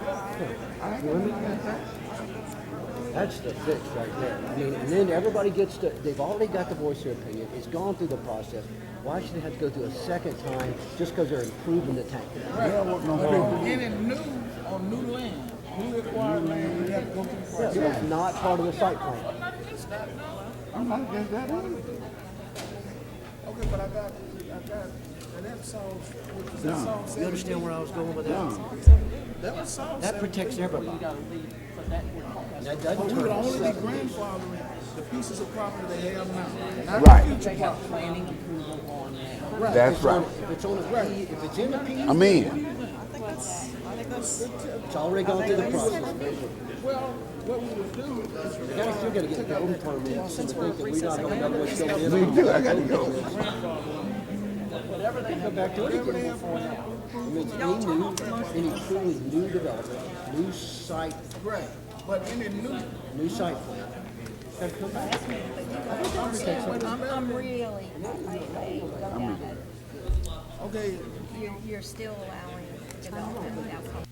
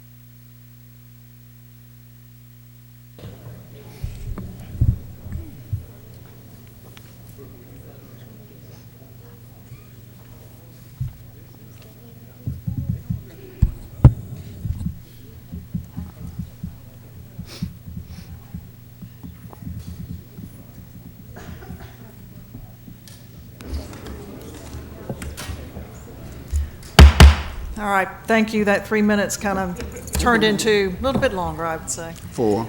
I appreciate your patience on this. Some information came up that I think some of us were confused about. I know some of us were confused about. So we wanted to get that straight. We appreciate all of the attorneys and our planning department for getting involved and working with us on that.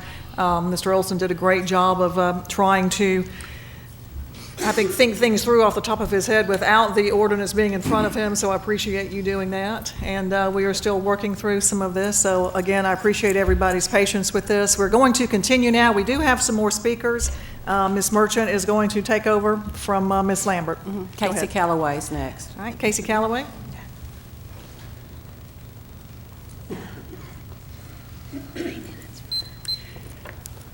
Hi, Casey Callaway, Mobile Baykeeper, and home address is 17 North Reed Avenue in Mobile. So we learned a lot in the last little bit, so I was very grateful to the mayor for calling Mr. Olson up before me. But I think this is exactly what our concern was. Our concern is not about stopping growth. It is not about it being anti-job. The vast majority of the community who cares about the environment cares about this community. It's as symbiotic a relationship as could possibly be. We love swimming in the bay. We love eating fish and catching fish. We love that 90% of the industries are dependent upon our water quality, but our water being clean. So all of this makes great sense to us. The simple thing that I wanted to get up here and say, and I know I've got the 3-minute time, but I wanted to say additionally too that I think what the city is doing and what y'all have all supported with the $600,000 zoning review is imperative. It's wonderful, but it's outside of this scope. I think having something done here with this ordinance that we have now worked on for a very long time is right. I agree with Marie Dyson that we want a perfect plan. We may or may not get that. The beautiful thing is if we get a really good plan, it's then going to go through a review and then it will become perfect. And I have a lot of faith in that process. But just like the Chamber of Commerce, just like Coastal Alabama Partnership, just like the others who've spoken here, the environmental community, the local community, Africatown, all of us believe in this community as a triple bottom line. We have to have a strong economy. We have to have a clean environment, and we want a community that's healthy and resilient to any kind of disaster that's coming our way. I think it's the cornerstone of what Coastal Alabama Partnership is. It is definitely the city's mantra of family-friendly and business-friendly. Those have to be together. It's an and statement. All of them are. So that's where we want to see. What we believe about this ordinance is that it's really, really close. We are actually very fine with industry being able to take down a tank and rebuild a tank, keeping the same volume. But we feel strongly, whatever your fix is, we feel strongly that new tanks and expansion and growth should be done in the public's eye. It's as simple as that. And if y'all have come up with another way to fix it than removing just that last sentence of 7B, I'll take it. What we want to see happen, though, is making sure that as we grow, that we do it in the public light of day. Would we say no to where the ARC terminal land is? I don't know. Maybe not. We went home after Mr. Williams asked the question of my staff person about distances, and Casey Pipe said it beautifully. It's one of the farthest away from anything. It is definitely an industrial area. It is probably the perfect place to build tanks. But we just want to have a conversation about it, and we ought to be able to have a conversation about it. Today, as the ordinance is and exists, you have to have a conversation about it. So having that tomorrow does not remove your ability, and it does not negate industry from being able to grow and develop and be. Thank you all so much for your hard work on this issue, and I look forward to hearing your resolution. All right. Thank you, Casey. All right. Raymond Bell. You going to pass? Okay. Oh, thank you. Barbara Cadell. Pressure's on. Thank you for listening to somebody that's not blonde. My name is Barbara Cadell. I reside at 1321 Dauphin Street in District 2. I am one of the proud citizens of whom Mr. Manzi was such an eloquent defender earlier in the process. I'm here today concerned as a citizen about the health and welfare of my community. As a retired social worker, I have spent my entire professional career trying to make things better, mostly for school children and their families. And I'm not convinced that the ordinance that you have in front of you is going to make it better. I appreciate the process that you've been through. I have testified, I feel strongly about some of these issues, and I've testified before the Citizens Advisory Committee. I was optimistic at the beginning of this journey that we would actually come up with, as Marie and Casey have said, the perfect ordinance. I have some problems with the way that you are, with the way that this has done, and most of my issues have been mentioned previously, especially the infamous Section 7B. I also am concerned about the issue of the future damage. How are we going to ensure that if there is, God forbid, a disaster, who's going to pay for it to be cleaned up? I am also concerned about the issue of air emissions. That's a very technical area, and I am not a technician by any stretch of the imagination. I do know that we have two air monitors installed by ADEM in all of Mobile County. Now, whether we should consider that we're lucky to have two, whereas Monroe and Escambia and Conecuh and those counties don't have any, or whether we need to be very scared. The bottom line for me is that we don't know whether the tanks that we have are what they're emitting exactly and where the emissions are going to go. And I know that every one of y'all has received the compendium of citizen concerns about a wide variety of issues having to do with tank farms, and many reputable physicians and area scientists, as well as business people, have expressed a concern that we, in our mad rush to have economic development, don't shoot the goose that laid the golden egg, which is our port and our water and our air. I also want to point out that regulation is not the kiss of death. We all rely on regulations. I rely on the regulation that says that my car is going to perform to a certain standard. We rely on regulations that the workplaces that we work in are safe. Regulation is not the kiss of death for good economic development. I encourage you very strongly to at least hold over this ordinance, given the mass confusion that has resulted. And I might add that it's very difficult for people to decide to even get copies of what you all are talking about. So I would encourage you to either hold it over or to just vote it down and send it back to the Planning Commission and start again, because this is not going to make things better. Thank you. Thank you. Jared White. Okay. Okay, thank you. Ramsey Sprague. All right. Thank you. Susan Goff. Susan Goff. Oh, okay, she's gone. Herb Wagner. Mr. Wagner? I'm trusting you in the confusion. So you're going to yield your time as well? Okay, all right. Timothy Hollis. Mr. Hollis? Timothy Hollis, 1924 Seal Street, Mobile, Alabama, 36617, District 1. Okay, I'm here to speak about this issue. I've been down here several times listening in. I'm a community activist and humanitarian throughout the city.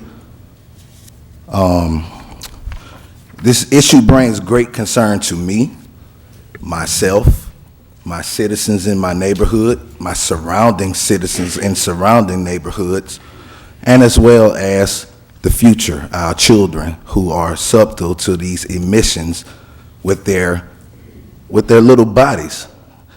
Doing some research, District 1, as well as the Plateau District, are surrounded by several companies that produce emissions that either give us headaches, chest aches, backaches, or concerns about what is really in the air.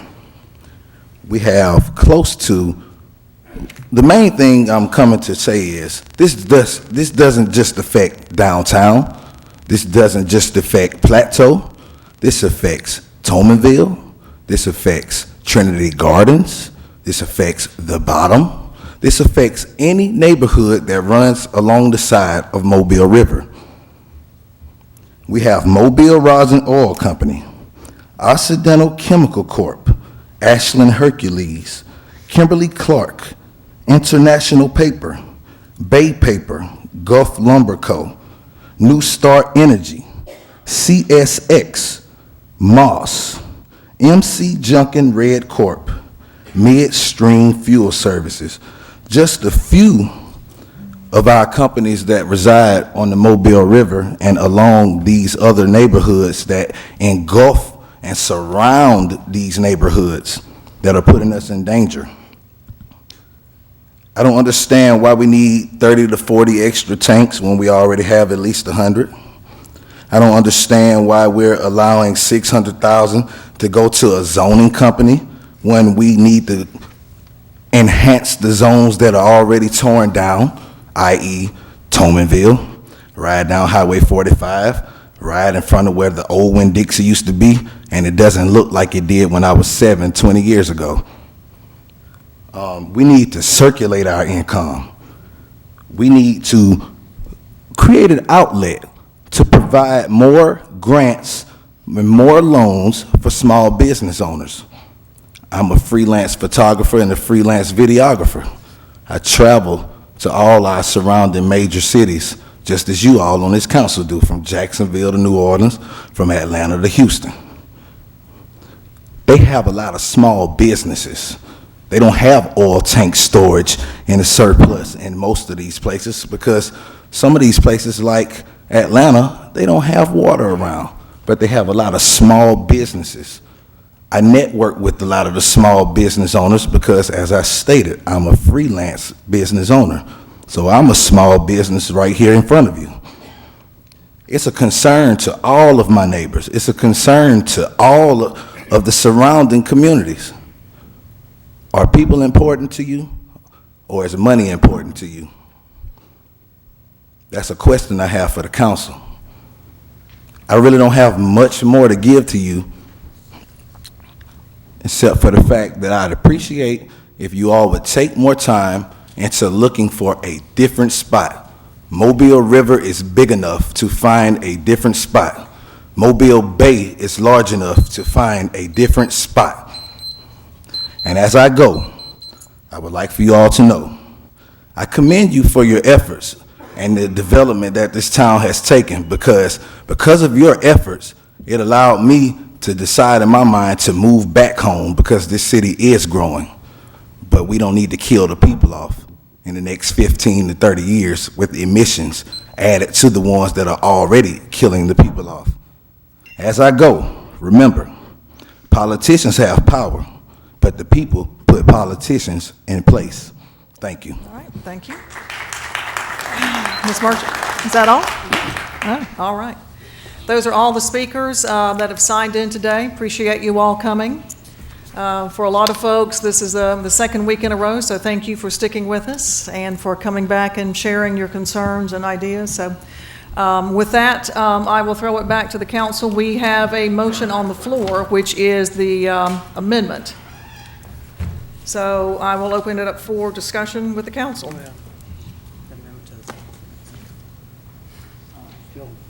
Correct? Yeah. All right. Mr. Manzi. Yes, Madam President, I'd like to offer, I'm going to offer this amendment and then we'll have discussion, correct? Yes, I think you have got some separate amendments that you would like to offer, correct? Well, I just have the one. Okay. Madam President, I think Yes, sir, we're Mr. going to need to get a motion on the floor for the original and then It is. he- It is, yeah. Okay. So Mr. Manzi has an amendment he would like to offer? Yes, ma'am. All right. This would amend subsection 5A that deals with the setback in the ESA area. I'd move to amend subsection 5A to provide that the 1,500-foot setback is measured from the tank to the property line of the nearest residentially zoned property. With this amendment, subsection 5A would read as follows. setback in the ESA. The minimum setback for a tank to be constructed in the ESA shall be 1,500 feet, measured from the tank to the property line of the nearest residentially zoned or occupied property, church, or school, with the Planning Commission having the authority to increase the said setback on a case-by-case basis should specific circumstances or factors so warrant. All right, there is a second. Discussion on this amendment? Anybody? Mr. Williams? I want to make sure that everyone understands there's going to be other amendments that are going to affect this. And my research shows that this does not significantly impact the industry, but does significantly protect possible future residential development. The change is that the last time it said occupied residential properties.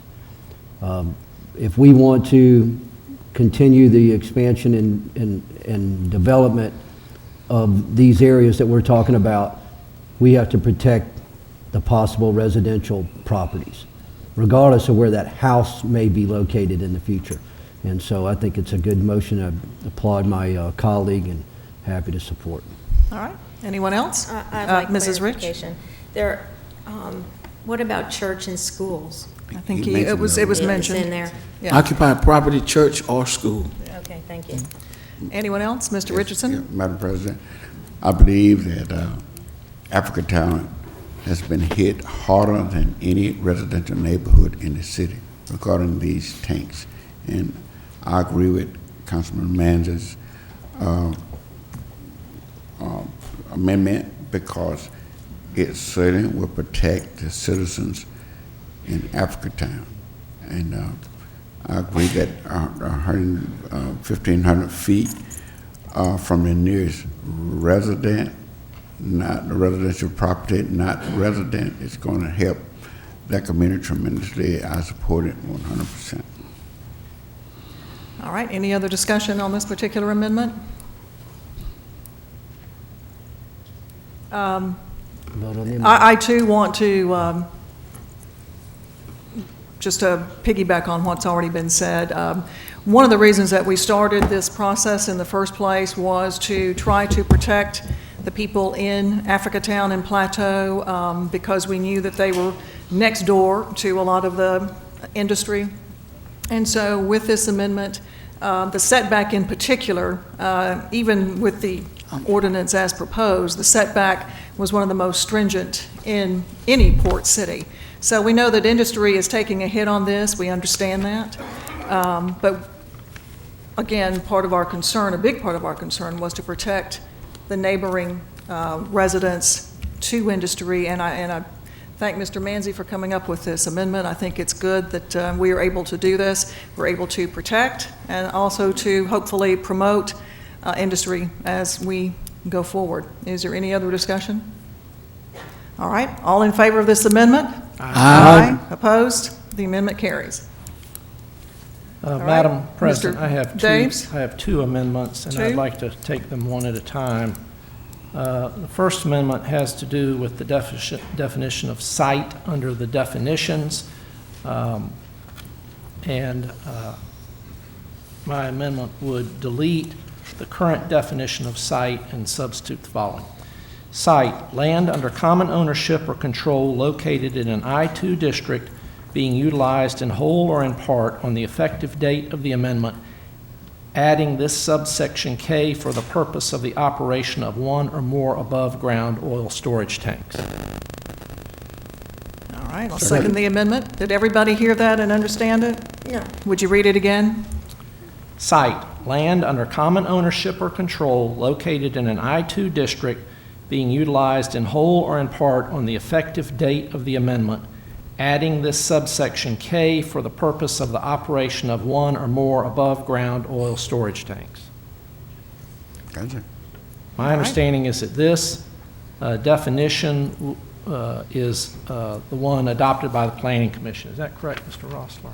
Yes. Can I That is the definition that the planning commission uses for a site. Yes. Mrs. Rich, did you have a question? Can I get an understanding of how the one that was advertised read versus this one? Because I don't have them both in front of me. I'm looking through my Right, this mail. is the original.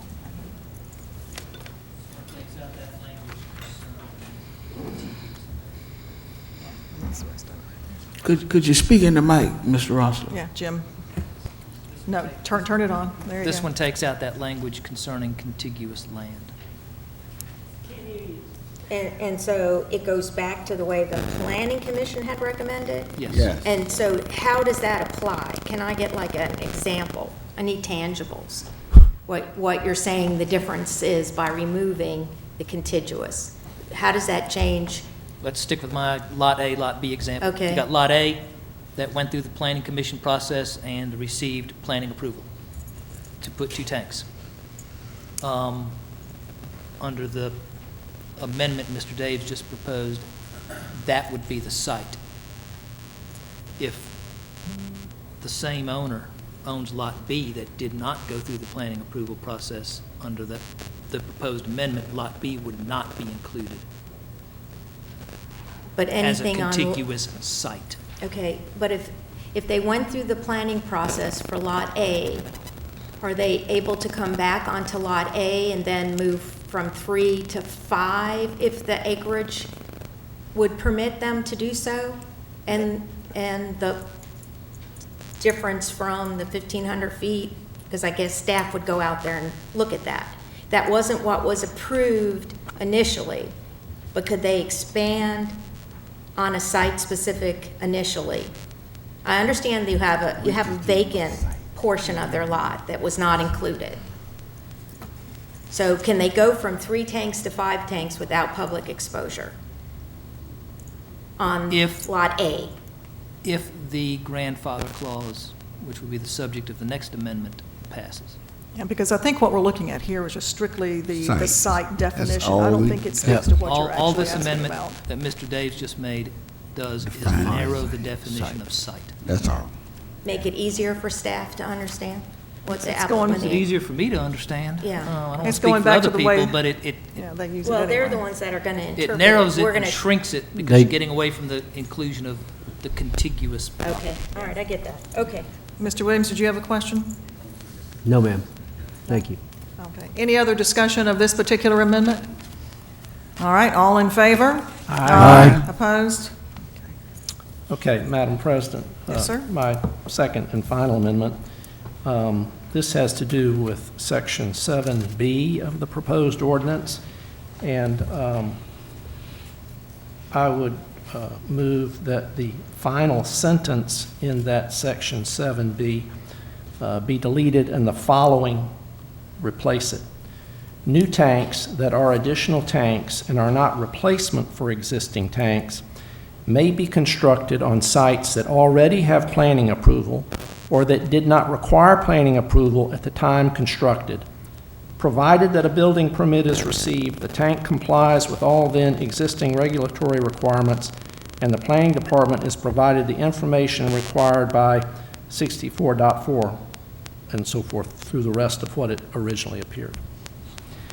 All right, one more time, read it so everybody hears it. Well, there's a section, I'm not going to run through the... We got you. But new tanks that are additional tanks and are not replacement for existing tanks may be constructed on sites that already have planning approval or that did not require planning approval at the time constructed. Provided that a building permit is received, the tank complies with all then existing regulatory requirements, and the planning department is provided the information required in a certain section. And I'm on second. All right, there's a second on that amendment. Discussion? I'm listening as carefully as I can. I do better when I have it visually in front of me. Yeah, unfortunately, we don't have that one in writing. So it's okay. All right, Mr. Rossler? Yeah. And put that mic up so everybody can hear you.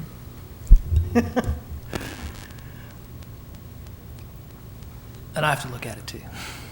This is a clarification of the last amendment that restricted and shrunk the definition of site.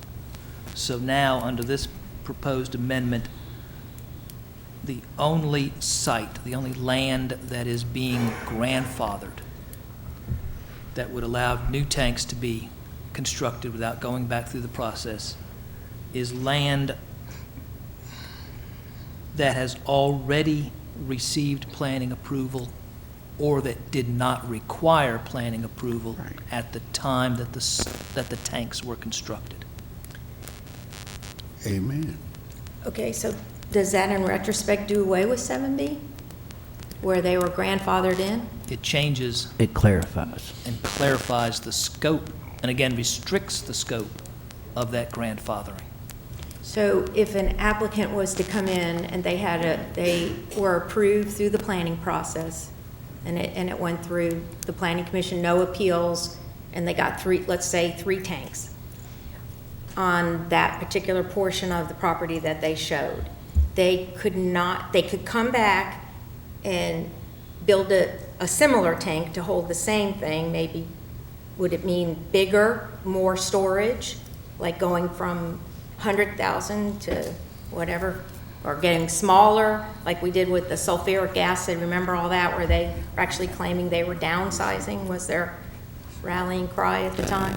So they can, If the property owner received planning approval, and it was site-specific at the time. that is site-specific for Lot A, Yeah, and constructed two tanks, okay. the property owner could come back at a later date and add another tank without having to get planning approval, so long as it's within the footprint of that originally approved site. Within the That's site. doing away with the transparency of people one day knowing there were three tanks, that tomorrow there could be six, and it went through our departments, which it would go whether it went through planning commission or their department. But you're saying they would not be any public exposure to that change? I'm not sure it does away with the transparency because the planning commission has already approved Three that tanks. footprint Right, for the use of storage tanks. right, but at the time, their application only Understand. approved three. But they could Understand. come back and hypothetically put however many acres they left in the site, but without telling the community, it actually, tomorrow would become 50 tanks, just saying. Correct? And that would be considered, They would not have to get planning approval, correct. yeah, okay, well, I know where I'll go. Thank you. Appreciate that. But the other side of that too, just as a clarification, we were talking about contiguous property. So if they have, say, property taken out. B, and it has not gone through planning approval for Lot B is storage not tanks. grandfathered So in. B would not be grandfathered in, even though they own the property. The only grandfathering that occurs now Is are the- lots that have gone through the planning approval process or that didn't require it originally, which to my understanding is the proper scope and purpose of a grandfathering clause. Yeah, just those Absolutely. in that specific area, Yes, on that specific on footprint of a specific lot. site footprint, yeah. Okay. Any other discussion Madam from President, I just want Mr. to say, Williams? this is where I thought we were going, and I'm pleased with where it's ended up. It protects private property rights. Once someone has bought a piece of property and they have an approved use, I don't think that we're recognizing, first of all, the federal and state regulations that are incredible with regard to space between tanks and bunkering, and we're not talking about someone being able to take a small lot, take a tank out and put in 100 tanks. Well, we are talking about every piece of property going through the process, going through the scrutiny. But once it's gone through that scrutiny, for that very specific site that we amended 2 amendments ago, the definition of site, that they can continue to do business. But if there's any expansion outside the site or beyond previous approval, then it goes through the same scrutiny. And we're going to have this same process. And I'm in full support and thank Mr. Daves and Mr. Manzi and Mr. Rossler for your work on that. All right, any other discussion from the council? All right, with that, all in favor? Aye. Opposed? Opposed. All right, that amendment carries. We are now back to the original, I get a little lost here, original amended proposal as further amended, I guess is the correct phrase here. All right, is there a motion? The motion's there. All right, The motion's okay. there, and it's amended. That's right. The motion is there as seconded, as amended. So any discussion? Yes, Madam President. Go ahead, Mr. Manzi. I want to just first say that this has been a very challenging experience. Pretty much from my first month in office, we've dealt with this issue, and I'm certainly of the opinion that we probably will have to deal with it some more down the road. This by no means is a perfect solution. It's not even a pretty solution. But I want the citizens of District 2 to recognize that there are things that we want, and then there are things that we can achieve consensus on as a body here at Government Plaza. There are things about this particular ordinance that I'm not so hot on. There are things about it that I don't necessarily subscribe to, but there are things about it that I'm proud of. I'm proud of the increased notification. I'm proud of the setback that has been strengthened, implemented and strengthened as a part of this amendment process. And I'm also cognizant of the fact that we're going through a robust zoning overview, and hopefully as a result of that, what we do today will be considered, and if it needs to be strengthened down the road, we'll have the ability and hopefully the knowledge needed to do that sufficiently. I want to thank the residents of the community of Church Street East, of Old Dolphin Way, of Lankoff, of Plateau and Africatown, and the Tonti Square, across the length and breadth of District 2, who have come out and been so adamant and shown so much passion as it relates to this issue.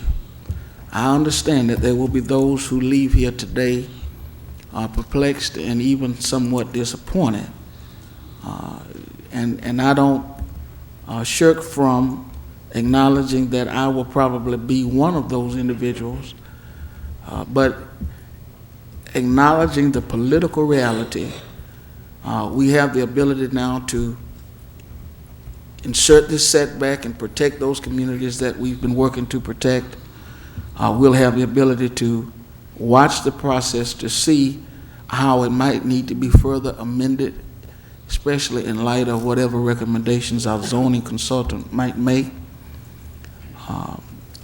So there are some things that I am pleased with.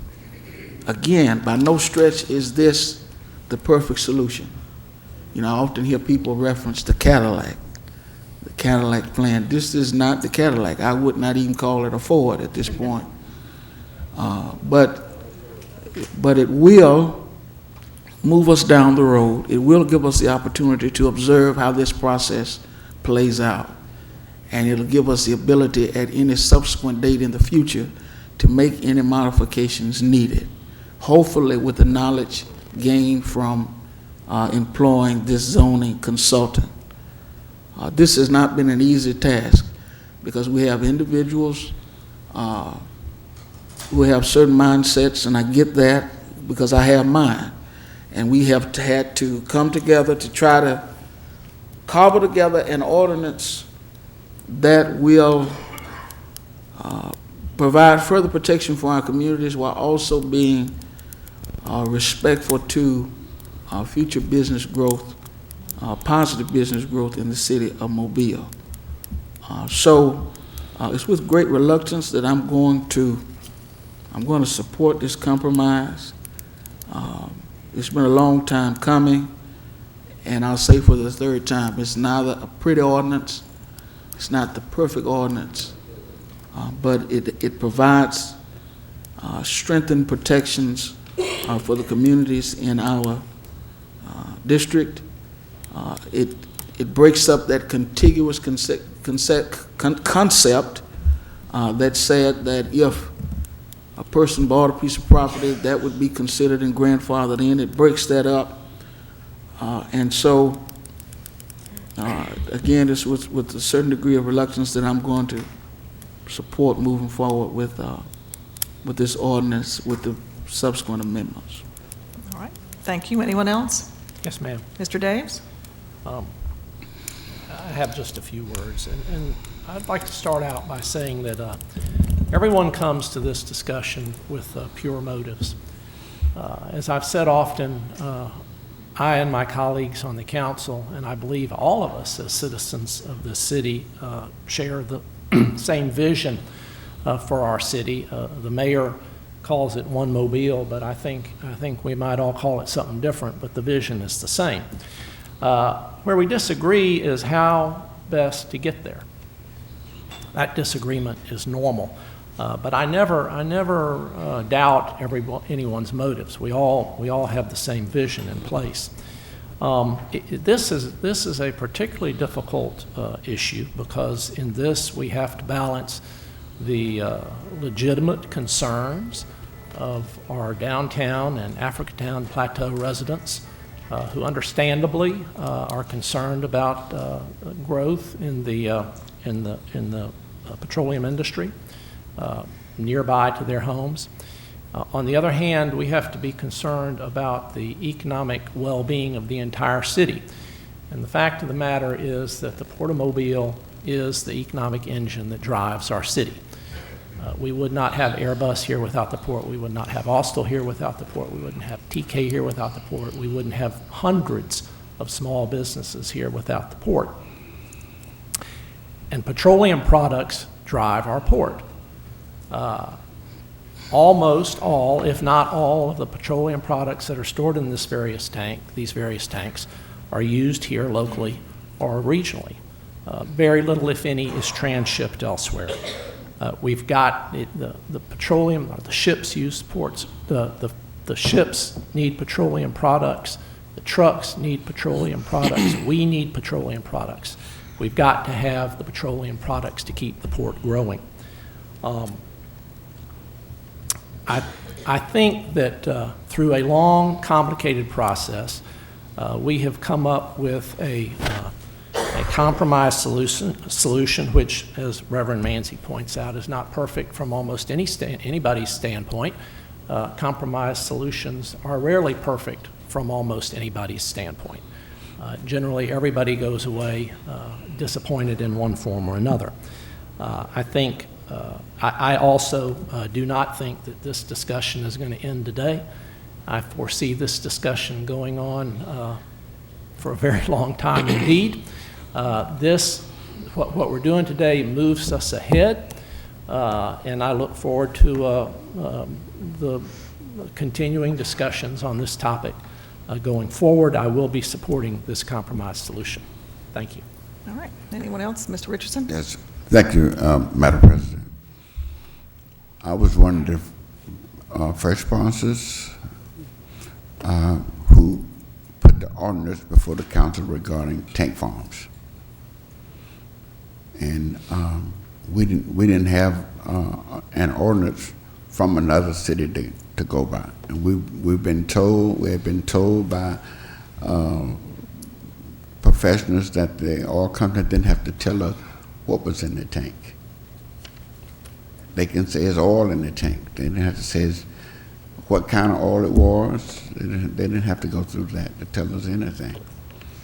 They didn't have to notify. We weren't notifying anybody. So we set out to reel that in because we had heard about tar sands and other forms of oil that had damaged the environment of other communities that we did not want to have that happen in our own community. So we took the necessary action to come up with an ordinance to govern above ground oil storage tanks. So here we are today, and let me just remind all of you, we cannot amend what we don't have. If we do nothing today, we can't amend it. If we do something today and we find out later on that what we did caused matters to be worse, we can amend what we did today and we can correct it. If we sit here and let it die on the vine, we can't amend nothing. I put my faith in this council, and I've said it once and I say it today. We will find consensus. Consensus doesn't mean I'm getting what I want, that Joel, Jenna, that we're not getting what we want, but we're getting enough to move forward on. And whatever it's not, we can make it that later on. I'm not altogether satisfied with all of what we're doing today, but for me to sit here to say, I don't want people to be notified 5,000 feet from their home of what we are doing. We don't have to look at the regulations today. We don't have to do all that. I don't want people to be notified twice. I want them to be notified 30 days before the tank is built, then 8 days before that. All of that is in there now, but it was not in there then. I don't want them to come with 150. Where is that? We didn't have none of that in there. In fact, you could stand at Mobile County Training School and almost throw a rock out there and hit the tank. We're closing that down. It's being closed down.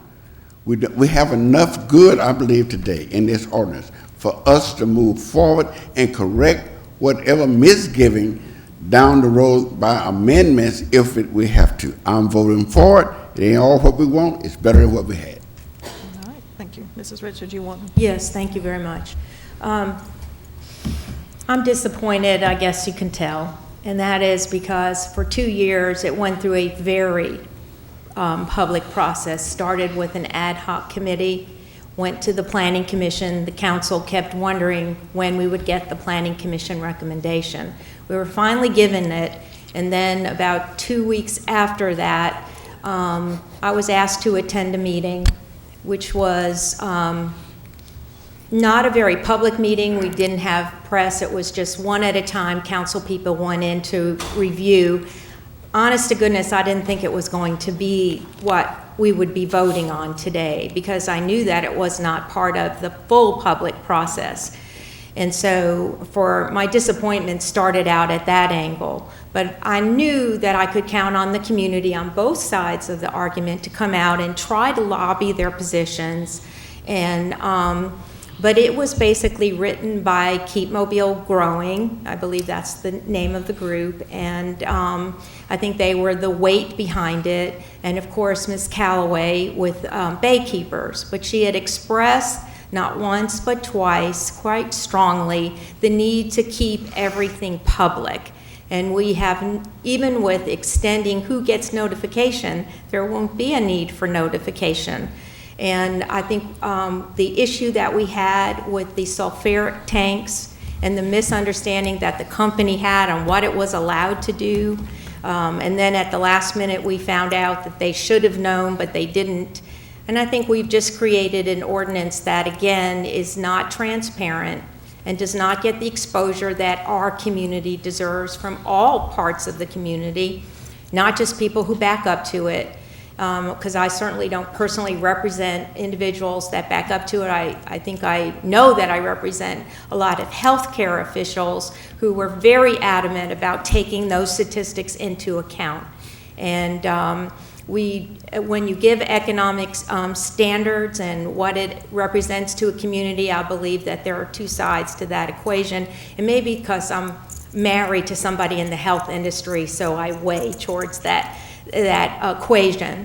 But again, it isn't done, is my hope. And this community is a great community, and we'll be advocates on both sides of the aisle. But it shouldn't be a winner-take-all, and unfortunately, I kind of feel like this ordinance leans over towards the industry for multiple reasons. People believe in their hearts that it's all for the right reasons. I believe a balance could have been better struck and needed to be. So I'm disappointed and wish for everyone to still stay active. Thank you, thank you. Anyone else? Mr. Yes, Small? Madam President. Yeah, I appreciate all the citizens for coming out, expressing about this ordinance. Also, I appreciate Councilman Manzi and Days and our attorney, Rosler, for getting together with Diligent to help the project push this ordinance forward. I'm in favor today for a plan, not a plan just to protect the citizens of Plateau and Africatown, but the citizens of Mobile in general.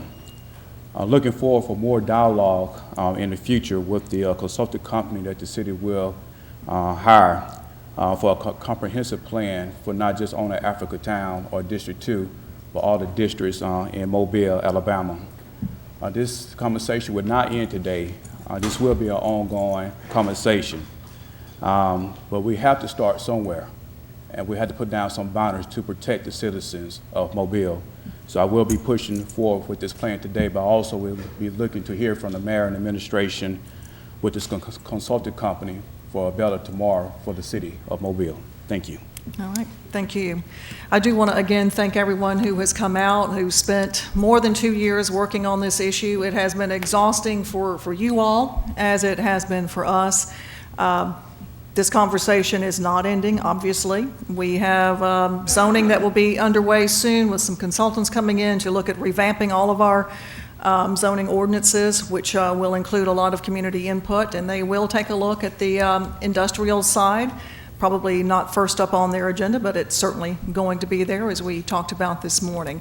So I want to thank my colleagues, in particular Mr. Manzi, who represents the area that this impacts most dramatically. This has been a very tough issue for him, but it's certainly one that he has been on the forefront of and has struggled to try to balance the needs of his residents and protecting them, as well as trying to continue to promote business, which is what we're all trying to do.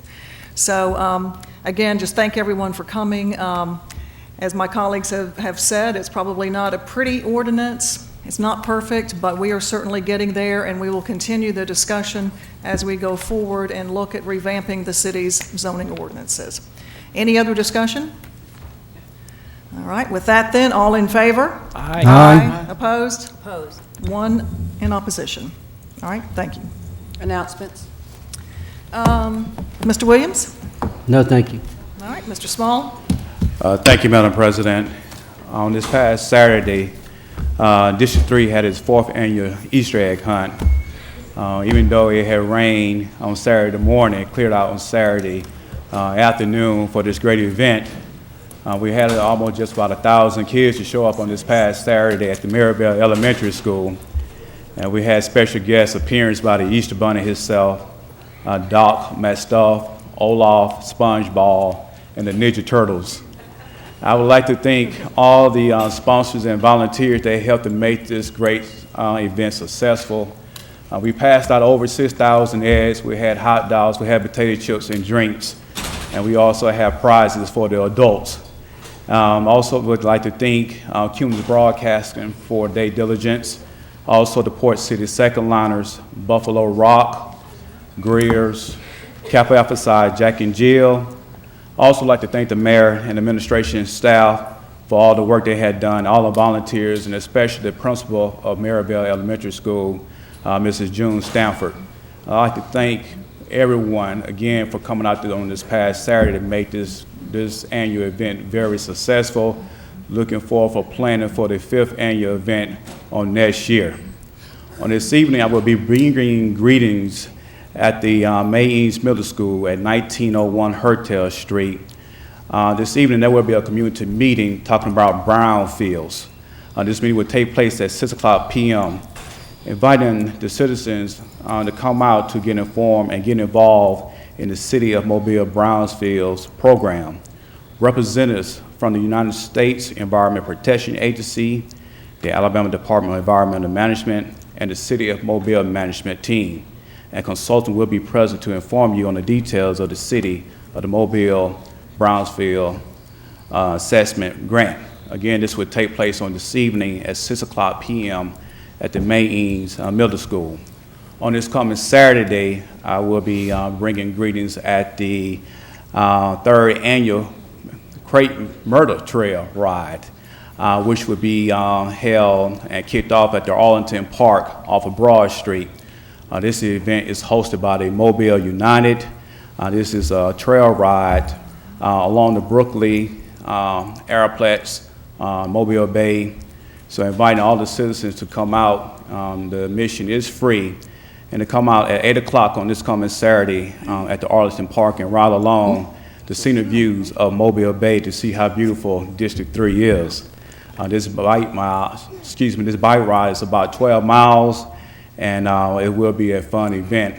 Also on Saturday morning, we'll be at the Old Navy, at the McGuavin Shopping Park at 10 o'clock a.m. with a ribbon cutting ceremony.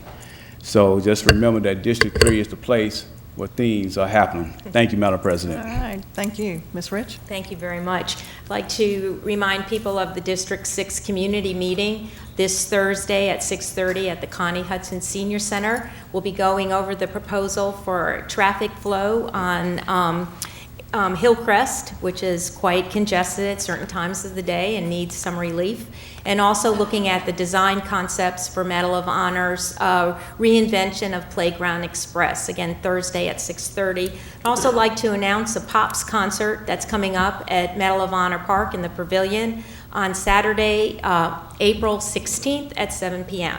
Hope you'll come out and pack a picnic and be part of that fun. Thank you. All right, thank you. Mr. Richardson? I'll pass today, but I'm not passing next week. Okay. All right, Mr. Daves? All right, Mr. Manzi? Same. Okay. I do want to announce that I have a District 7 meeting this evening. The mayor, Chief Barber, Commissioner Hudson, and Diane Irby, along with our Assistant Fire Chief Billy Pappas, will all be there. So we have a great lineup at the Botanical Gardens. Come on out, see the gardens. It'll still be light when you get there, and take a quick tour. Any other announcements while we're here? All right, with that then, we are adjourned.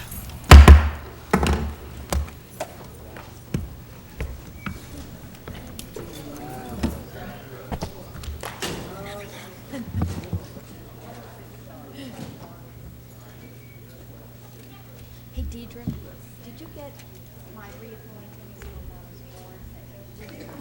Yeah. Okay, so you're the board lady. Okay, I have to figure out what